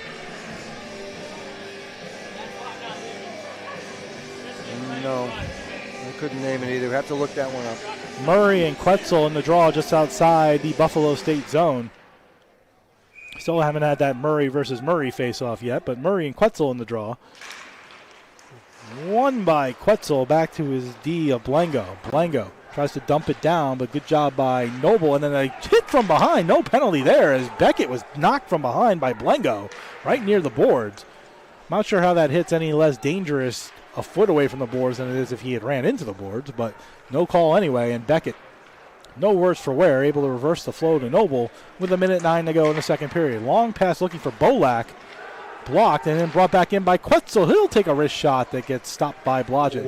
And a center pass back to the point to Blango. Blango gets hit, but the puck's still in the zone for Quetzal. He'll send it toward the net, and a right pad save 10 feet outside of his crease is Blodgett to make a big save with 54 seconds to go in the second period.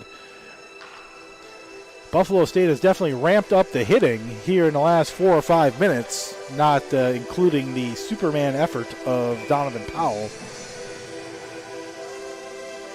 who I think wanted to imprint himself on the glass here at the Sports Center. Santoro and Murray on the draw. One by Murray. He takes a shot that Blodgett lost, but blocked originally, and then lost it to the side of him. Meyer trying to get it out on the far side boards. Players down on their hands and knees, but Buffalo State keeps it in the zone. Glassrud, though, for the Eagles on the near side corner. Tries to go high in the air, gets sticked down. Long shot taken from the point, sticked away again by Blodgett. Glassrud with another opportunity, but watched by Quetzal. This Quetzal, Lunavari, Kirikoff line buzzing again. Puck kept in again. Dofo looking for an angle to shoot, finds a lane, goes to the right side with a long shot through a maze of legs and players, and it gets off a leg as Sutton Murray had an opportunity from about 20 feet out, but it got blocked, I think, originally by Norling, and then Meyer a second time. Cross ice dump, but instead rolls in on Blodgett. Blodgett plays it instead of covers it. Puck pops up into the air. 5 seconds to go in the second period. Eagles just need to hold on here, and they will. And that'll end period number 2 here at the Sports Center of Connecticut, where no score still remains. Drew Blodgett, the Eagle star for sure, as he's kept this at no score, particularly in the last 5 minutes. Eagles in this game, but need to find a way to get a goal, obviously, and you feel like the first goal might be the biggest goal at this point, Coach. Yeah, and I think one of the things that is actually working into Poe's favor is you can see the frustration on the part of the Buff State players. Just, coming off the ice right now, just their affect in that. And so as if you're Post, that means you're getting to them in that sense a little bit. So now they need to get in that locker room, recharge, reset, refocus, and bring their game back to their A game and focus at the task at hand. And Post has to now find a way to push for the next 20 minutes, because third period in any game, but obviously in this game, so important to dominate this period for Post University. A gigantic third period for the Eagles. One, to have a positive complete homestand with 1 game to go, and 2, to regain that momentum from the 2-game Assumption sweep after losing yesterday. So a gigantic third period all the way around for the Eagles after the 15-minute intermission. So we'll come back in 2 minutes as this game has no score in it here at the Sports Center of Connecticut. You're listening and watching to Post University Hockey on the CACC Network and YouTube.com/Go Post Eagles.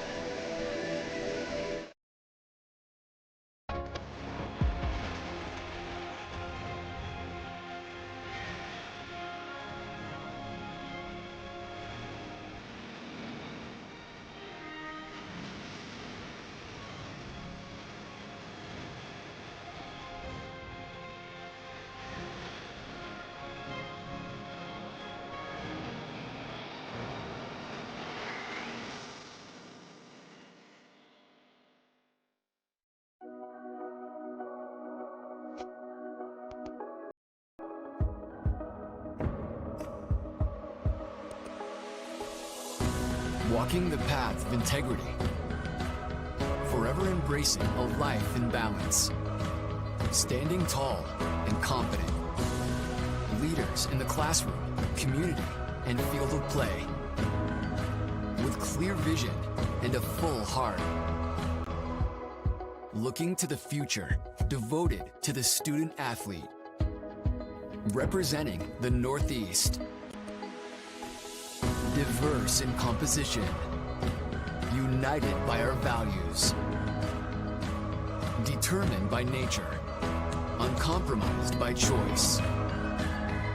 We are the NE10.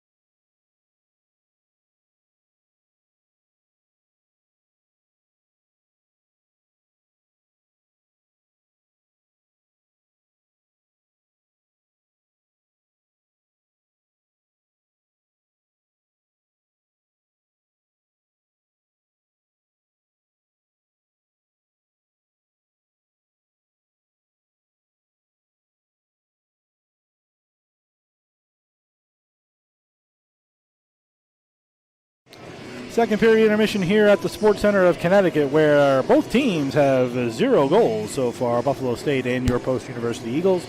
As we do in the second period intermission of every hockey game, we go around the NE10. We're going to do it a little bit differently today, but that's brought to you by Post University, ranked number 6 by U.S. News & World Report as having the best online programs for 2024. Take your opportunity because Post is personal.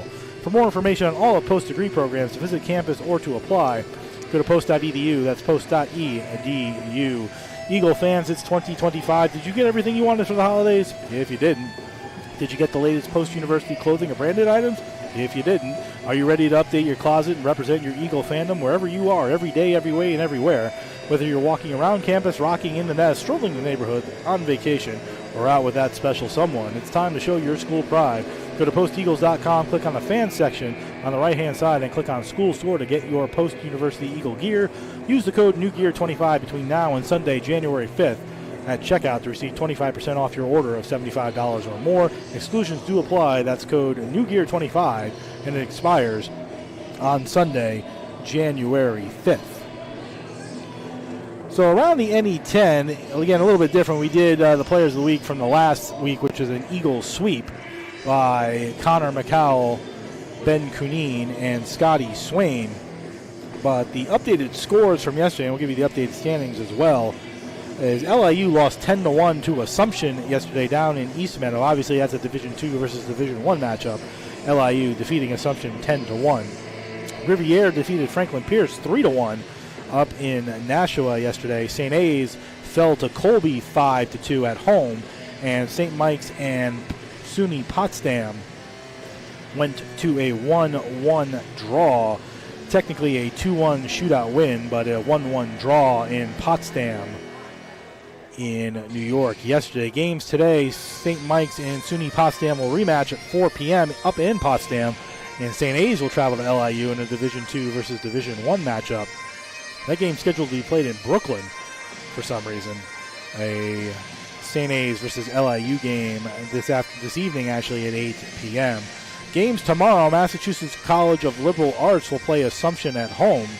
So Assumption, a quick turnaround after their game at LIU. Again, tomorrow, 4:20 in Worcester. Games on Tuesday will be Franklin Pierce at SUNY Morrisville as they look for their first win against SUNY Morrisville. St. A's and St. Mike's will start a conference matchup up in Vermont at 7 o'clock on Tuesday. And then the Wentworth Institute of Technology travel to Assumption, 7:30 p.m. on Tuesday. The lone game Wednesday will be Western New England at Post, 1:30 as we mentioned, 1:15 on the pregame here on the CACC network. That's game 6 of the 6-game homestand. And then a week from yesterday, 6 days from now, Friday, St. Mike's travels to Assumption and Southern New Hampshire travels to St. A's. The Eagles are actually off next weekend before traveling to Franklin Pierce for a road game. Standings in the NE10, as we have discussed, we got everybody out of the sealed booth to go over them. Assumption leads the way with a 6-2 conference record and 7-8 overall. Southern New Hampshire 5-3 in conference, 6-7 overall. St. Mike's 5-2 in conference, 9-4-1 overall with the tie. St. A's off the loss, 4-3 in conference, 5-5-1 overall. The Eagles 3-5 in conference, 4-8-0 overall, and Franklin Pierce still winless on the season, 0-8-0 in conference, 0-13-1 overall. Update on the basketball game between Holy Family and the Lady Eagles. Holy Family has taken over in the second half. It was 26-25 at the half for the Eagles, but a 22-10 third quarter and currently a 14-2 fourth quarter have given Holy Family a 61-38 lead with 5 minutes to go in the fourth quarter down in Philadelphia. As Holy Family looking to move to 10-3 on the season. Looks like the Eagles are going to fall to 2-12. The men's basketball team will play right after that game against Holy Family down in Philadelphia. The Lady Eagle hockey team will play their game in about 10 minutes right above us here upstairs at the Sports Center of Connecticut. They'll play game 2 of the 2-game series against RIT. That's your look around the NE10 for a Saturday, the first Saturday of 2025 here at the Sports Center of Connecticut, and that was brought to you by Post University, offering online, hybrid, and on-campus degree programs to meet your need. It's application season, you high school seniors. And always remember, for you, Post is personal. For more information on all Post degree programs, to visit campus or to apply, go to post.edu. That's post.edu. We'll be back in 2 minutes with a recap of the second period and a look ahead to the third period. You're listening and watching the Post University Hockey on the CACC Network and YouTube.com/go Post Eagles.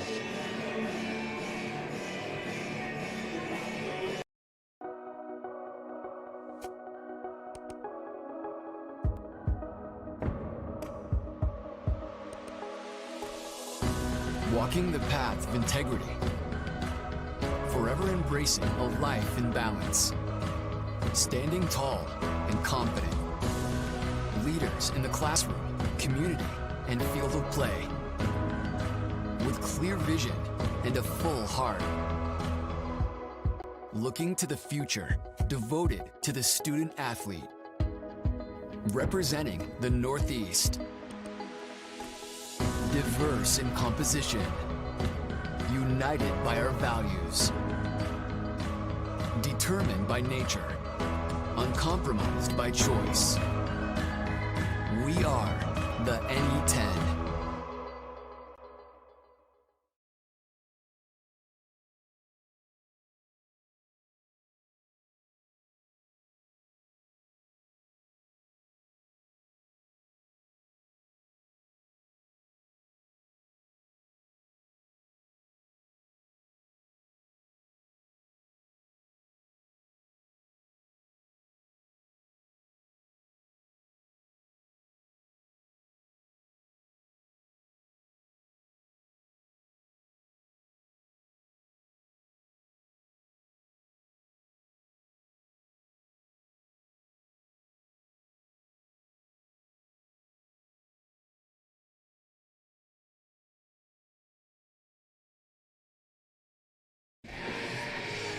Second period intermission here at the Sports Center of Connecticut. Jeff Nelson, Coach Pete Whitney here with you. No score between Buffalo State and your Post-University Eagles. Again, don't forget to join us on Wednesday at 1:30 for a puck drop between Western New England and your Eagles as they wrap up Game 6 of a 6-game homestand in the non-conference. I believe that's the last non-conference game of the season as well against Western New England. Both teams with power plays in the second period. Buffalo State 0 for 2, now 0 for 3 in the game. The Eagles 0 for 1, now 0 for 3 in the game. 1 for 38 on the season on the man advantage. Shots on goal in the second period. Buffalo State 22, a two-period total of 37. For Post 7, a two-period total of 15. So 37-15 shot advantage. And Buffalo State won the face-off battle 9-8 in the second, but the Eagles lead overall 20-19. I'm not sure the shots tell the whole story, and sometimes I feel like our goaltenders get a lot of extra shots on goal. But having said that, 37-15 is noticeable, and the Eagles are 22 shots behind Buffalo State. That sort of tells the story of how Buffalo State played in the second period. Yeah, I think the difference, too, with the shots is while Post gets an initial shot, they really don't get too many second or third chances at it, whereas Drew has had to make several second shot saves, and here and there the third shot save as well. So I think that's where those shots on goals start to add up. What's the message you think? What would be your message, Coach, if you're sitting there in the locker room right now? 0-0. This is a big game in regards to the psyche of your team as they start the second half of the year. You lost to the worst team in this conference, the SUNYAC, yesterday, 2-0. You haven't scored now in 5 straight periods, really 6 straight periods if you go back to the last period of the Assumption game. And while this is the best team in the SUNYAC, you need to come out of here with a win to keep your head up a little bit. Yeah, I mean, I think the message, honestly, is the same in both locker rooms. Is third period mentality is all pucks to the net, and you go to win the period. So it's the same for both teams. I mean, they're in your house. You know you can play with the top team in the SUNYAC today, so it's just a chance to take advantage of that opportunity and find a way to really up your level. Like that second period, very often they were just kind of hanging on, where that's not going to cut it. You've got to find a way to dig down and get yourself a win in the period with shots, and then hopefully that translates to a win on the scoreboard as well. Teams taking the ice for the start of the third period here. Again, we thank you for joining us wherever you are across our multiple networks, the CACC network or youtube.com/GoPostEagles this afternoon.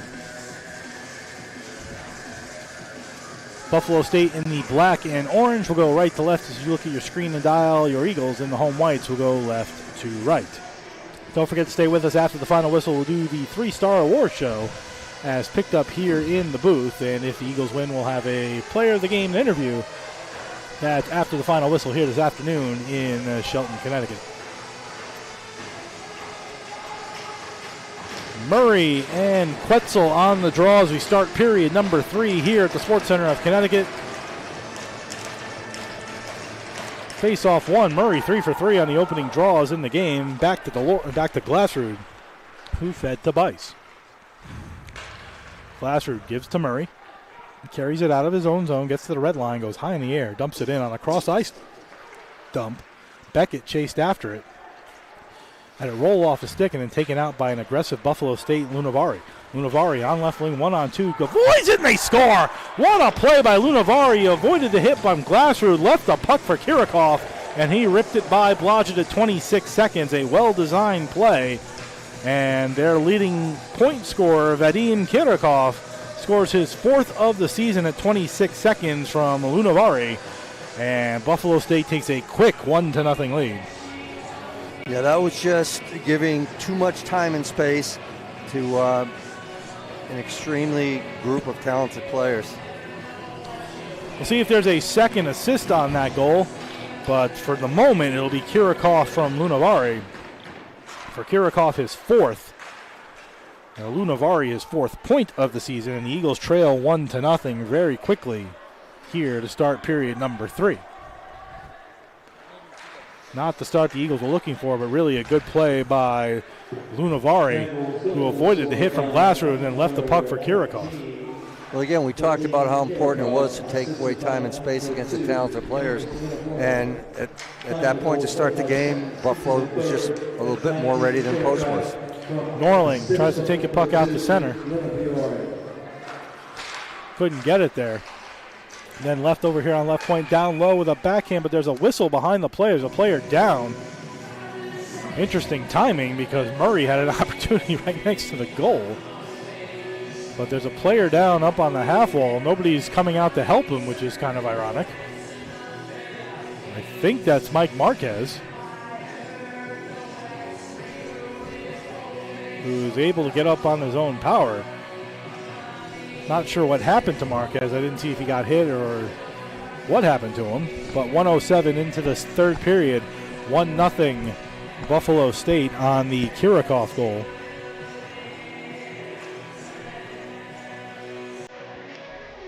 All four officials talking. Probably where the face-off should be more than anything. Right.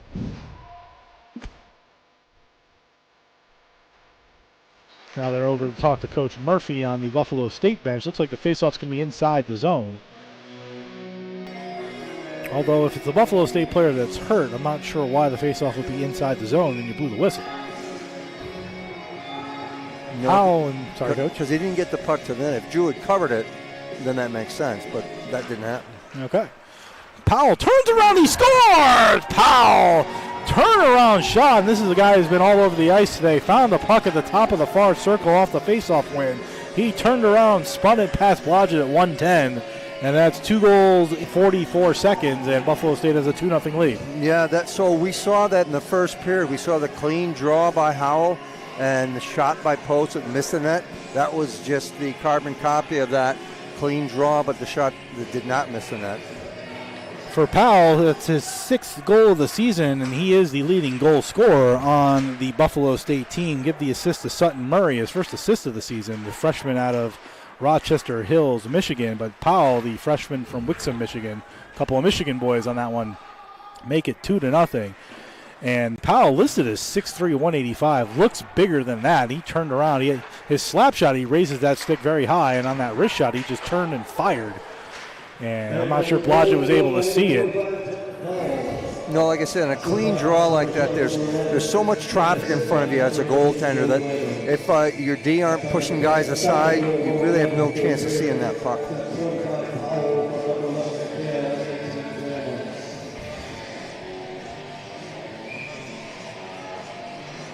Time of the goal, 1:10. So 2 goals in 44 seconds for Buffalo State to make it 2-0. Eagles now trailing by 2, but can turn it around just as quickly as Buffalo State has. As Glassrud runs into the official now in front with a centering pass that Blodgett made the save on.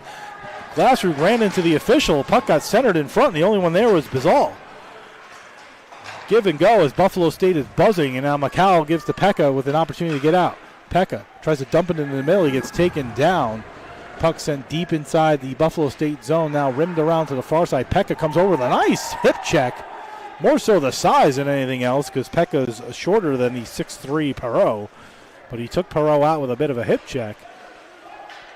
Ultimately, the puck got sent all the way down, and the Eagles will regroup again. Inside their own zone, now trailing 2-0. Beckett chasing after a dump in by Kimball. Murray does a good job to cut off Langlois. Puck tried to center in front. It does. It bounces off Cumberworth and goes behind the net. Langlois tries to rim it all the way around again. Here's Rieger. Rieger looking to center in front, finds Kennedy, goes back to Beckett. Beckett takes a shot. Kennedy now has it top of the near circle, goes across the ice with a pass and a shot that gets stopped by Cumberworth and sent all the way down. It deflects off of Rieger, so no icing. Blodgett feeds it ahead to Kimball. Kimball carries it in, had it roll off his stick. Up the wall, Kennedy does a good job to keep it in, send it back toward Cumberworth. He'll glove it down to stop play with 3:08 gone in the third, 2-0 Buffalo State. Time for Post, just reset, refocus here. A lot of game left. Just one shot away, one goal away from getting right back in this thing. Santoro and Quetzal on the draw. One by Santoro, shot off the face-off, similar to what the Buffalo State goal was, but good defensive play there by Buffalo State, and the puck rinned around to Kirikoff, who opened the scoring at 24 seconds. Puck popped into the air. Norling in his own zone, being checked by Quetzel. Quetzel took it off a stick, then went down. Norling tried to get back up, but a centering pass there by Kirikoff, looking for Lunavari cruising the slot. Now a nice pass in front. 2-1, they score! All of the Eagles vacated the front of the net, and Kirikoff was wide open and found Quetzel on a 2-0 inside the paint. Blodgett no chance, and at 3:37, it's 3-0 on Quetzel's second of the year on a nice setup there as the Eagle defense vacated Blodgett's net and left a 2-0 down low. As they got, again, like the first goal and third goal, players got caught puck watching instead of picking up men, and that's your result. See who got the second assist on that one, because somebody fed it down low to Kirikoff. I think it might have been Lunavari, but we'll double check that second assist in a moment. For the moment, it's Quetzel from Kirikoff at 3:37. So Buffalo State woke up after the holiday break here in the third period and have scored 3 quick goals. It's 3 goals in 3 minutes and 11 seconds to make it 3-0. And the Eagles, who haven't scored this weekend, now trying to find a way back into the game. McMains comes away with it, tries to come out in front with it, goes the other way, goes back to the point to Glassroot, who took a shot that goes wide. And now Howell and multiple Buffalo State, I think that's Howell and Powell,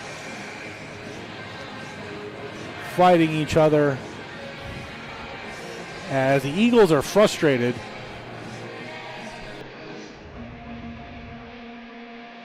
And there was going to be an original penalty, I'm not sure on who, and then the pushing and shoving began.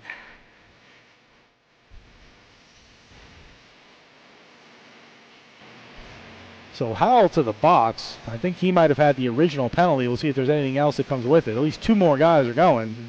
Looks like Swain and Todorov. And we'll see if there's anybody else after that. Right now it's 2 Eagles and 1 Bengal in the box. Oh, now they put a second Bengal in the box. So there was an original penalty that started all this, but I don't know who it was on. And then right in the bottom of the near circle inside the Buffalo State zone was where all the pushing and shoving began. Howell very frustrated. Eagle team at this point is very frustrated, as this hasn't been the weekend they were looking for. And while they came into this period scoreless, they've given up 3 goals in 3 minutes and 11 seconds and now trail 3-0. Doesn't mean they can't get it back, but you need to find a way to get one past one of the goaltenders, in this case Marcus Cumberland. Yeah, and you won't do it from the box. So as frustrating as it is, you've got to have some measure of composure. Yeah, it looks like Swain's getting tossed. Yep. Yeah, I think somebody else is getting tossed. I think both players are getting tossed. Are they going to say it's fighting? Is that why? Probably. It depends on what he got. He might have got a misconduct, So Swain is gone, as is Kirikoff, which amongst the players, that's a break for the Eagles, given Kirikoff's got a goal and an assist. Yeah.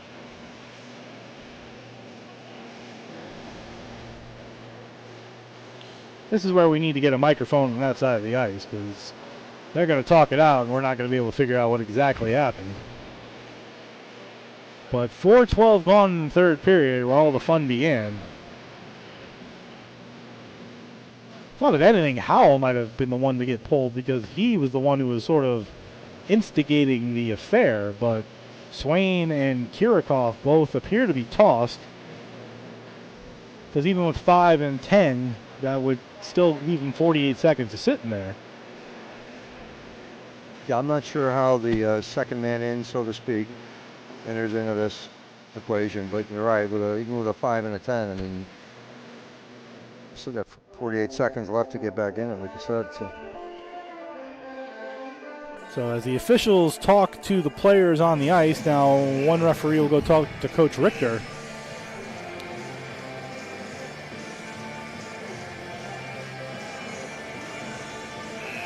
And referee last name Quick giving a lot of hand.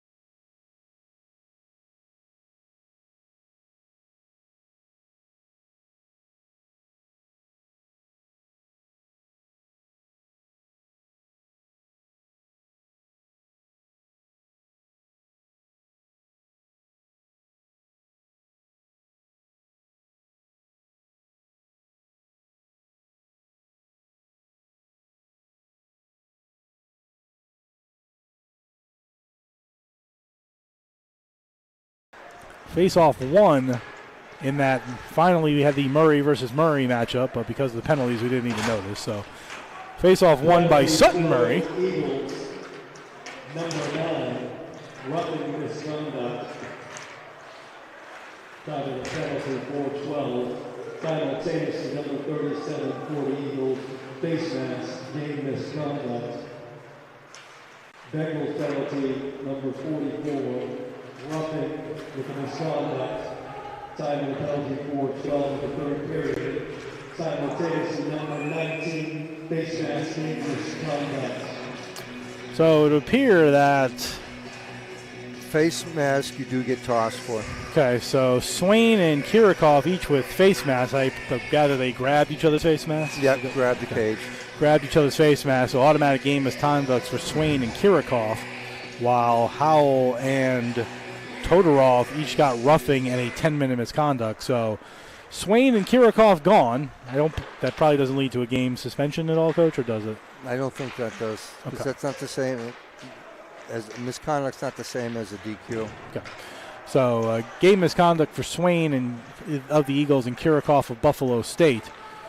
They're both gone for the game. We don't think that'll lead to any further discipline, while Howell and Todorov each get roughing penalties and 10-minute misconduct. All of that at 4-12, so that can come back on the ice theoretically. Here's McDevitt toward the net with a backhand that just goes wide past Cumberworth. As Eagles looking to find a way back in, Norling goes back to the point to Kennedy. Kennedy on left point, fakes his shot, tries to find a lane, goes to Delory. Now right up the middle of Meyer. Meyer with an angle, gets blocked in front. Good block by the Buffalo State player, whose number I can't see from this angle, but he dove on the ice and blocked it. I think that might have been Jake Meir. Somebody dove on the ice and blocked that puck. Good job by him, as good triangular passing set up Jonathan Meyer down the slot. He veered to the right, took that shot, and it got swallowed whole with 5:44 gone in period 3.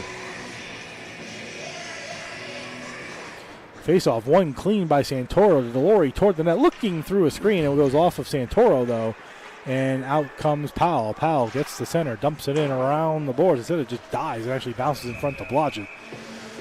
And Powell tries to hit Delory on his way by, and Delory, one of the players who's actually bigger than him on the ice, although, as I said before, Powell's listed as 6'3", Delory is 6'5", and they look to be the same size. So I would question the 6'3" ranking on Powell. He looks to be more 6'4", 6'5"-ish. And a little bit more than his 185 frame appears to list.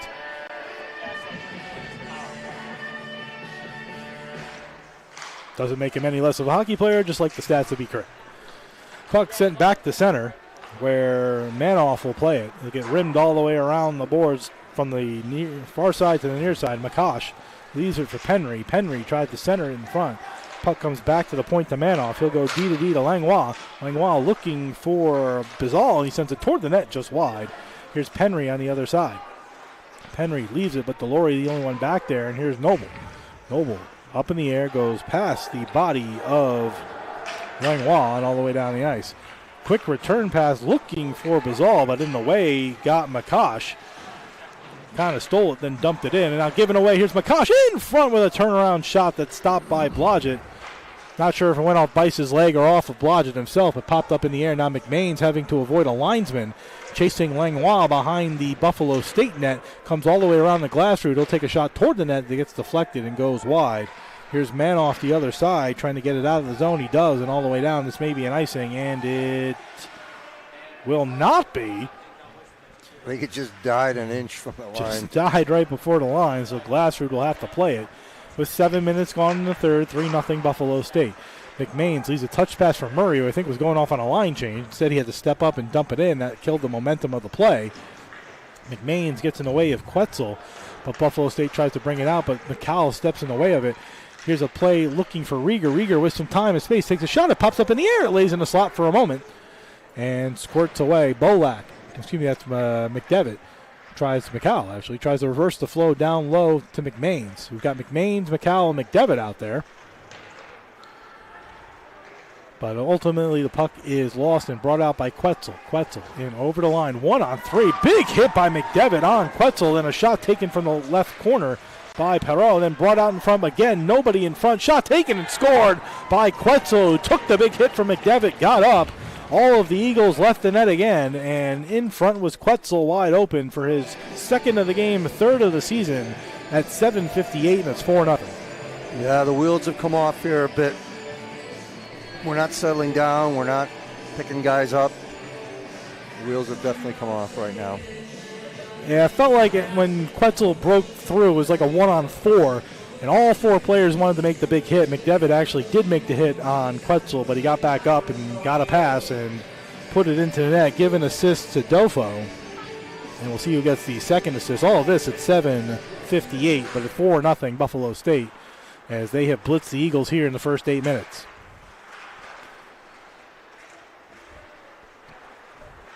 Beckett back to Noble, and a bad pass again. Opportunity for Buffalo State in over the line on the backhand. Blodgett makes another save. And at this point, if not for Blodgett, it might be 6-0 in this period. Another opportunity toward the net gets bounced away, and here comes Noble. 3-man rush for the Eagles. Noble, Kimball, and Beckett. Here's Beckett on left wing toward the net, stopped by Cumberworth. Rimmed it around to Santoro. Santoro takes a shot from the point that gets deflected over the net of Cumberworth and into the netting. 8:31 gone in the third. It's 4-0 Buffalo State. For Quetzel, his second of the game, third of the season from Dofo. And again, we're waiting on the second assist at 7:38. Murray tried to go forward. He found Morling, who took a chop shot at it and bounced high and over the net. Second of the day, assisted by number 17, Jake Muir, and number 15, Aiden Defoe. Time of the goal. So add an assist to Jake Muir on that goal at 7:33 for Muir, his 7th point of the season.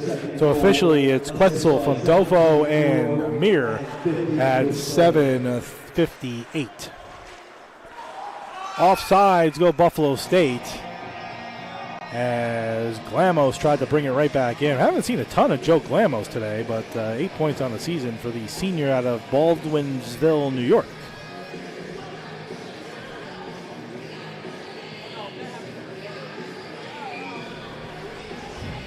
Face-off just outside the Eagle zone between McCowell and Glamos. Won by Glamos to Manoff. Manoff rims it all the way around. Fighting for it is Glassroot. He gets taken down. No penalty called in the near side corner. Glassroot hammers his man into the wall. Puck comes free into the circle area, and out comes McCowell with Pekka. Pass too far, though, and sent back by Langlois. Langlois lost it to McDevitt. McDevitt comes in, gives to Pekka. Pekka with a bad angle shot that goes wide and all the way around. Kept in by Kennedy. Kennedy gives it to McCowell, who avoids the hit. Gives down to McDevitt, the Pekka, looking back for McCowell. Puck is kept in by Pekka, takes a turnaround shot that pops in the air. McDevitt chases it behind the net, looking to center it out in front. Instead, it gets kicked to the near side corner. McDevitt trying to spin with it. It goes past Rieger and all the way down. 10 minutes to go in the third. 4-0 Buffalo State as they blitz the Eagles with 3 goals in 3 minutes and 11 seconds, and then a fourth 4 minutes later to make it 4-0. Here's Santoro over the line. looking to get a shot off, then he's pinned in the corner. Good job by Perot not to crush Santoro in that corner and lay a clean body check. Kennedy finds Beckett over to Rieger. Rieger with a shot toward the net, looking for the deflection of Kimball, and goes wide. Here's Kennedy. Kennedy spins off a check, sends it towards the net where Santoro was, but it got taken away by Buffalo State and out to center. Looking for a quick transitional play for McCosh. It's dumped in by Penry. As Buffalo State changes up behind the play, you're going to feel like it's going to be a lot of dump and chase here for Buffalo State over the last 9 minutes, but then he passed too far for Kimball all the way down for an icing.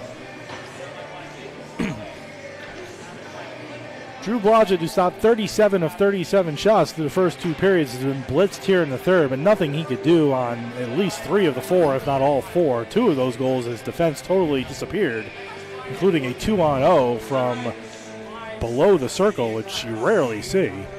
No, Drew has kept his team in this game today. Those shots were way too quality shots, and or players just left completely alone in front of the post net. His save percentage will reflect his performance. His goals against will not, which is a shame for Drew. One thing consistent about the Eagles all year, Coach, has been their goaltending, whether it's been Blodgett or Cunin. They've both played very, very well, and they lead the NE10 in goals against coming into today. And then another pass too long for the streaking forward, in this case Murray. And another icing. And again, players just trying to do too much instead of making the simple play, as you like to say, Coach. Yep, you have to just get them one at a time when it's like this.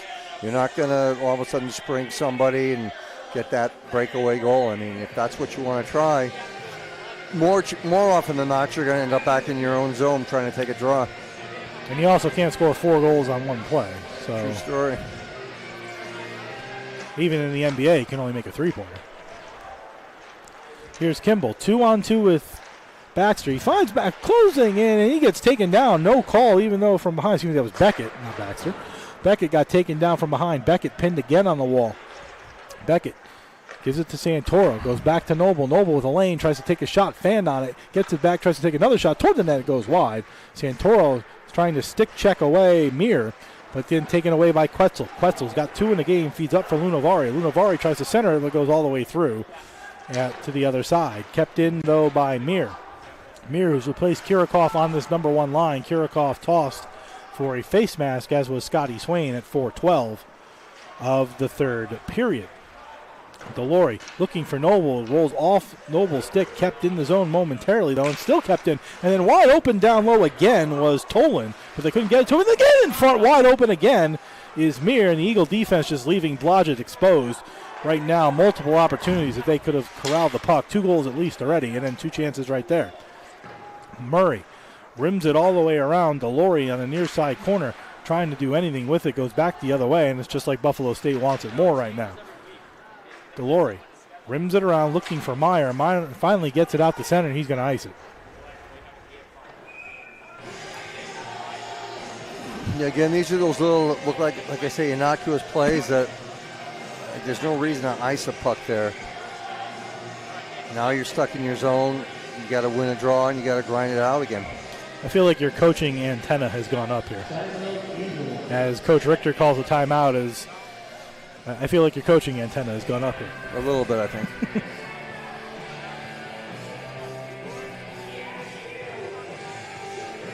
And Coach Richter has called all of his players over. They're in a tighter ball than even they normally would, let's say, on a timeout late in the game.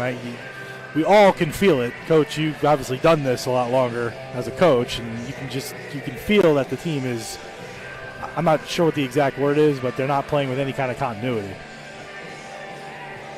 No, I mean, now is the time to come together, and at the end of the day, what matters most right now is how you play the next 7 minutes and 31 seconds. Less about whether or not you're going to score the goals or not, more about how are you going to play as a team. Because it goes pretty quick. We got Monday, Tuesday, and then we're back on the ice Wednesday. So this is what it's about. It's about how are you going to play now for the next 7 minutes and change. How are you going to play in front of your goaltender who has given you absolutely every opportunity so far to win this game? Plus, and while these are non-conference games, both yesterday, today, and then even on Wednesday, any 10 schedule ramps right back up. You're in this race all of a sudden because of the way you played against Assumption. You don't want to fall apart here and then go to Franklin Pierce in 2 weeks, a team that hasn't won a game yet, and play in the same manner that you played yesterday and so far today. No, I mean, it could be, and we saw yesterday what happens when you look at a team's record. Puck kept in the zone by Buffalo State. They'll send it from the far point to the near corner. Glassrud trying to get it out. Can't do it. Pinned to the wall there. Buffalo State doing a good job stick checking and then taken away by Marquez. Marquez sent it out in front. It deflected away, though, before an opportunity could be had. Pinched in by Dofo. Had an assist on the last goal. Glassrud takes Marquez down. Marquez comes away with the puck out of the Zamboni corner. He spins away. Back toward the net. Goes behind the net. Chased by Glassrud. Then spins around in front of the net. Stopped by Blodgett. Puck rolls right to the side of the net where Bice gets it. Bice trying to get out of the zone. Players just diving all over the ice. And it finally just barely gets out of the zone as Pekka pushed it. Offsides, though, is Tolan, who is still in the zone as that puck squirted out and then sent back into the corner. It was 6:39 to go in the third.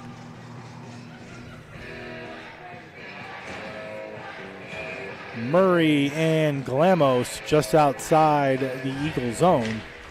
Face off one, McMains out on the ice. Puck dumped in, though, by McCall. Played off the wall, then sent right into the slot area where a shot is taken. Blodgett makes the save as Mir came away with a loose puck. He's played a lot of time here in the third. Puck dumped down and around off of Glamos. Here's Powell. Donovan Powell has the second goal in the game. Goes back to the point to Blango. Blango takes a shot toward the net that Blodgett has swallowed whole. And anything Blodgett's been able to see, he stopped. There's like I said, there's no question. All those goals were either no chance because he was so outnumbered, or he just didn't have the vision, wasn't able to find the puck, too much traffic in front. Puck one, Powell winds and fires Brett Hull style. As again, he has one of the highest slap shots I've seen of a player in the last couple of seasons. But winds and fired. And back coming the other way, here's McMains. McMains for the Eagles, looking to center. Might have been better to take the shot as down went Rieger. And back the other way comes Buffalo State. 3-on-2 in over the line is Mir. Mir cruising the slot. Has an opportunity looking for the corner and shot it high. Taken back by McCall. Behind the net looking to center in front. He went back to the point, but Glamos wasn't there.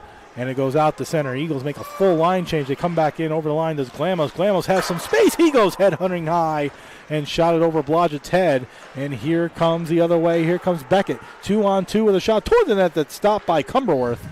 Kicked into the corner where it's pinched off the wall down low. Kimball trying to force it around the boards. There's a loose or broken stick over there. It bounces off the stick and comes out to center, and it's dumped back in by Glamos. Glamos rims it all the way around the boards to Bazal. Bazal leaves it for Powell, who takes a hit from Santoro. Powell goes down on his butt, gets up. Bazal fighting for it, goes back to the point. Quick little fake pass, though. Good play by Langlois. Langlois finds Powell. Powell trying to center in front. He got it in front, but it bounced away from Penry. And out of the zone it goes momentarily, and then it's brought right back in by Bazal. Buffalo State just with all the pressure right now. Manoff looking to center it inside the Eagle zone with 4:39 to go in the third. Gets away from Meyer, goes all the way down, but Langlois there to play it. Kimball takes him into where that stick is bouncing. It rolls off that broken stick. Down goes the defender because of the broken stick. And back the other way comes Manoff. Over the line, feeds a pass. Taken down is McCosh. Double team by Murray and Norling. And Bice finds Meyer. Meyer looking for Norling, and it's another one of those passes that's going to go a little too far for an icing with 4:12 to go in the third. Still 4-0 Buffalo State.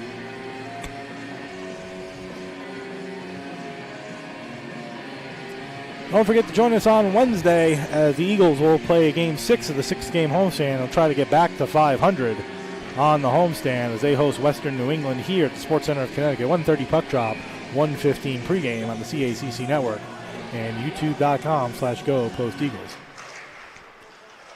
Murray trying to keep the faceoff right in the dot. He does and squirts toward the Zamboni corner. It's spindled around to Bazal. Bazal on the near side corner, avoiding the referee, spins it back around from the near side to the far side, played by Makash. Makash pinned off by Murray, who centers it in front, but the only one there was Meyer. And he tries to dump it out. It still doesn't get out. Murray finally does get it to center. He pops it high in the air looking for Meyer. But Perot in his own zone will play it. Perot, D to Dofo. Dofo looking ahead, dumps it in, and Buffalo State will go off on a line change. Spun around Glassrud. Comes out of the zone with it, looking ahead for Pekka. He has rolled off his stick.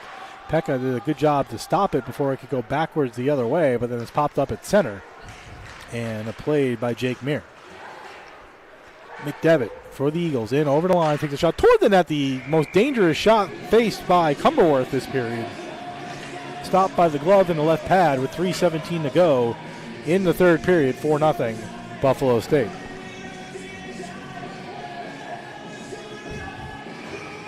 Yeah, again, you're trying to build now for Wednesday. So every shift should be like it's your life. Every shift should be like it's your life. Hard as you could possibly go, leave nothing on the ice. McDevitt, McCowell, and Powell out there for the Eagles. Puck rimmed around. Pekka gets there, tries to bring it out in front. They do, they score!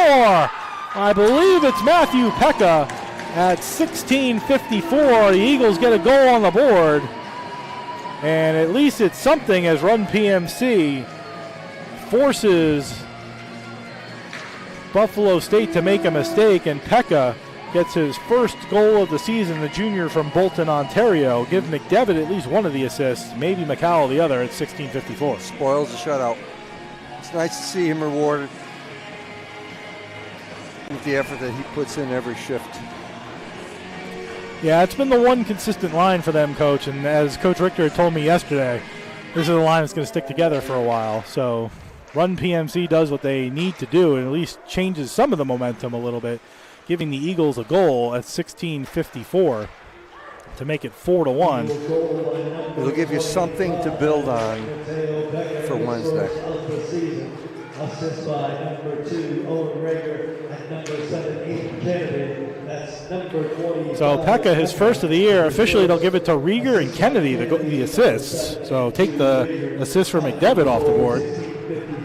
And a shot toward the net taken by Kimball just goes wide. So for Kennedy, his 7th point of the season. For Rieger, his first varsity point as an Eagle. His first assist, the freshman out of Foxborough, Massachusetts. So Pekka, his first of the year. Long shot from center taken by Kennedy, stopped by Cumberworth. And a face-off deep inside the Bengal zone with 2:17 to go in the third. 4-1 Buffalo State, but the Eagles do get a goal, so they won't be shut out this weekend. And it's something to take hold in those last 7 minutes. They get one on the board here. As Santoro and Penry on the draw. To the right of Cumberworth. Face-off popped into the slot. Sort of won by Santoro, but taken anyway ahead by Perot. Perot tried to get around. Delore didn't do it. Kimball ripped it all the way around, although I don't know why he didn't just carry it in. There was nobody within 10 feet of him. Instead, he dumped it all the way around, looking for Santoro. Puck came popping free. 2 Buffalo State players collide. Santoro goes in for a hit on Penry. With 1:50 to go in the third. Delore to Noble. Looking ahead for Kimball. Tried to tip it for Beckett, and given to Noble. Noble gets to the red line, fanned on his dump in, tried to find Meyer again, but only gave it away to a Buffalo State player in Penry. Penry brings it into the line, lost the puck to Noble. Noble tried to give it back to Meyer. He did. Meyer tries to spin it high off the glass. He just gets it out to Delore, looking for Norling, rolls off his stick and his skate into the Buffalo State zone. They'll reverse the flow with 75 seconds to go in the third. 4-1 Buffalo State. Long pass stopped by Bice, given to Murray, who will carry out of the zone. Connor Murray gets to the blue line, dumps it in around the board. Meyer there first on the far side, although the Eagles are offside, so he can't even touch it. And that allows Buffalo State to bring it back out of the zone with 1 minute to go in the third. A lost weekend for the Eagles. Blodgett struggles to control it. Bice tries to pick it up. He does, gets it in the near side corner. Puck pops up in the air off the leg of Lunavari. Given to Mir. Mir fights off Glassrud. 3 players in the corner. Glassroot does a good job to fend them off. Lunavari and Mira, centering pass off of Blodgett, pops into the slot area and lays down for Murray, who sends it out to center and goes off on a line change. Quick return from Quetzal looking for a hat trick. Quetzal, he's got a shot, takes it, looked for the corner, and Blodgett gloved it as Quetzal wanted that hat trick, as he only has 2 career goals coming into the game. He's got 4 now, so if he got one more, that would have been his first hat trick. He wanted it. That was his shift to do it. He's still out there with 24-4 to go in the third. Good save by Blodgett, though, with the left glove, as he was looking for the corner, and Blodgett was ready. Back to the point is Manoff. He'll rim it all the way around looking for Lunavari. Lunavari fell down, tried to get it to Quetzal. McDevitt trying to get it out of the zone. Finds Kennedy, and Kennedy will come out with Rieger. Goes across the ice looking for Pekka. Offsides are the Eagles again with 5 seconds remaining in the third period. One last rush for Buffalo State, and that will do it here at the Sports Center of Connecticut on a Saturday afternoon. Buffalo State, the number 1 team in the SUNYAC, wins their 7th game of the season. They move to 7-5 overall in this non-conference game, while the Eagles will fall for the second time this weekend and fall to 4-9 on the season. 4-1 here this afternoon in Shelton today. Coach, your 3 stars of the afternoon brought to you by Post University, offering online, hybrid, and on-campus degree programs to meet your needs. For you, Post is personal. It's application season. Get those applications in now. For more information on all of Post degree programs, visit campus or to apply, go to post.edu. That's post.edu. Yeah, with 2 goals, first star goes to Jason Quetzal. Second star, which potentially would have had more points, but sat out the last 15 minutes and change of the game there, was to Vadim Kirikov. And third star, making with 51 shots faced, Drew Blodgett. So Drew Blodgett, the third star with 47 saves, and it probably doesn't even tell how good he was ultimately at the end of the day. Vadim Kirikov with a goal. He opened the scoring with so technically he gets the game winner. And the number 1 star with 2 goals on the day, Jason Quetzal, the sophomore out of Rockaway, New Jersey. Coach, tough to put a bow on this weekend. This was a weekend where they were looking for some excitement. The Eagles coming off those 2 wins against Assumption and then just not being able to get anywhere near what they needed to do in the weekend series, falling 2-0 yesterday and 4-1 today here at the Sports Center. Really, you're looking at it, and it's honestly it's a question of, again, you have to play 60 minutes of hockey. That wasn't even near the case yesterday, and today they did it for 2 periods, hung on, and again, it's sort of the cream rose to the top there with, Buffalo showing why they are first in the SUNYAC, and sending a message with the amount of skilled players they have. I think you're going to have a good season ahead of them. Shots on goal in the third, 14 apiece. Buffalo State 51 in the game, Post 29. Face-offs 13-11 for Post in the third, 33-30 overall. As Coach mentioned, we were 0-0 going into the third, but then a 4-goal blitz from Buffalo State turned it to 4-0. A late goal by Mateo Pekka broke out the shutout of the game and of the weekend. So what's the plan now for Coach Richter over these next couple of days? Obviously, they have a couple of days off, Sunday, Monday, Tuesday, come back Wednesday.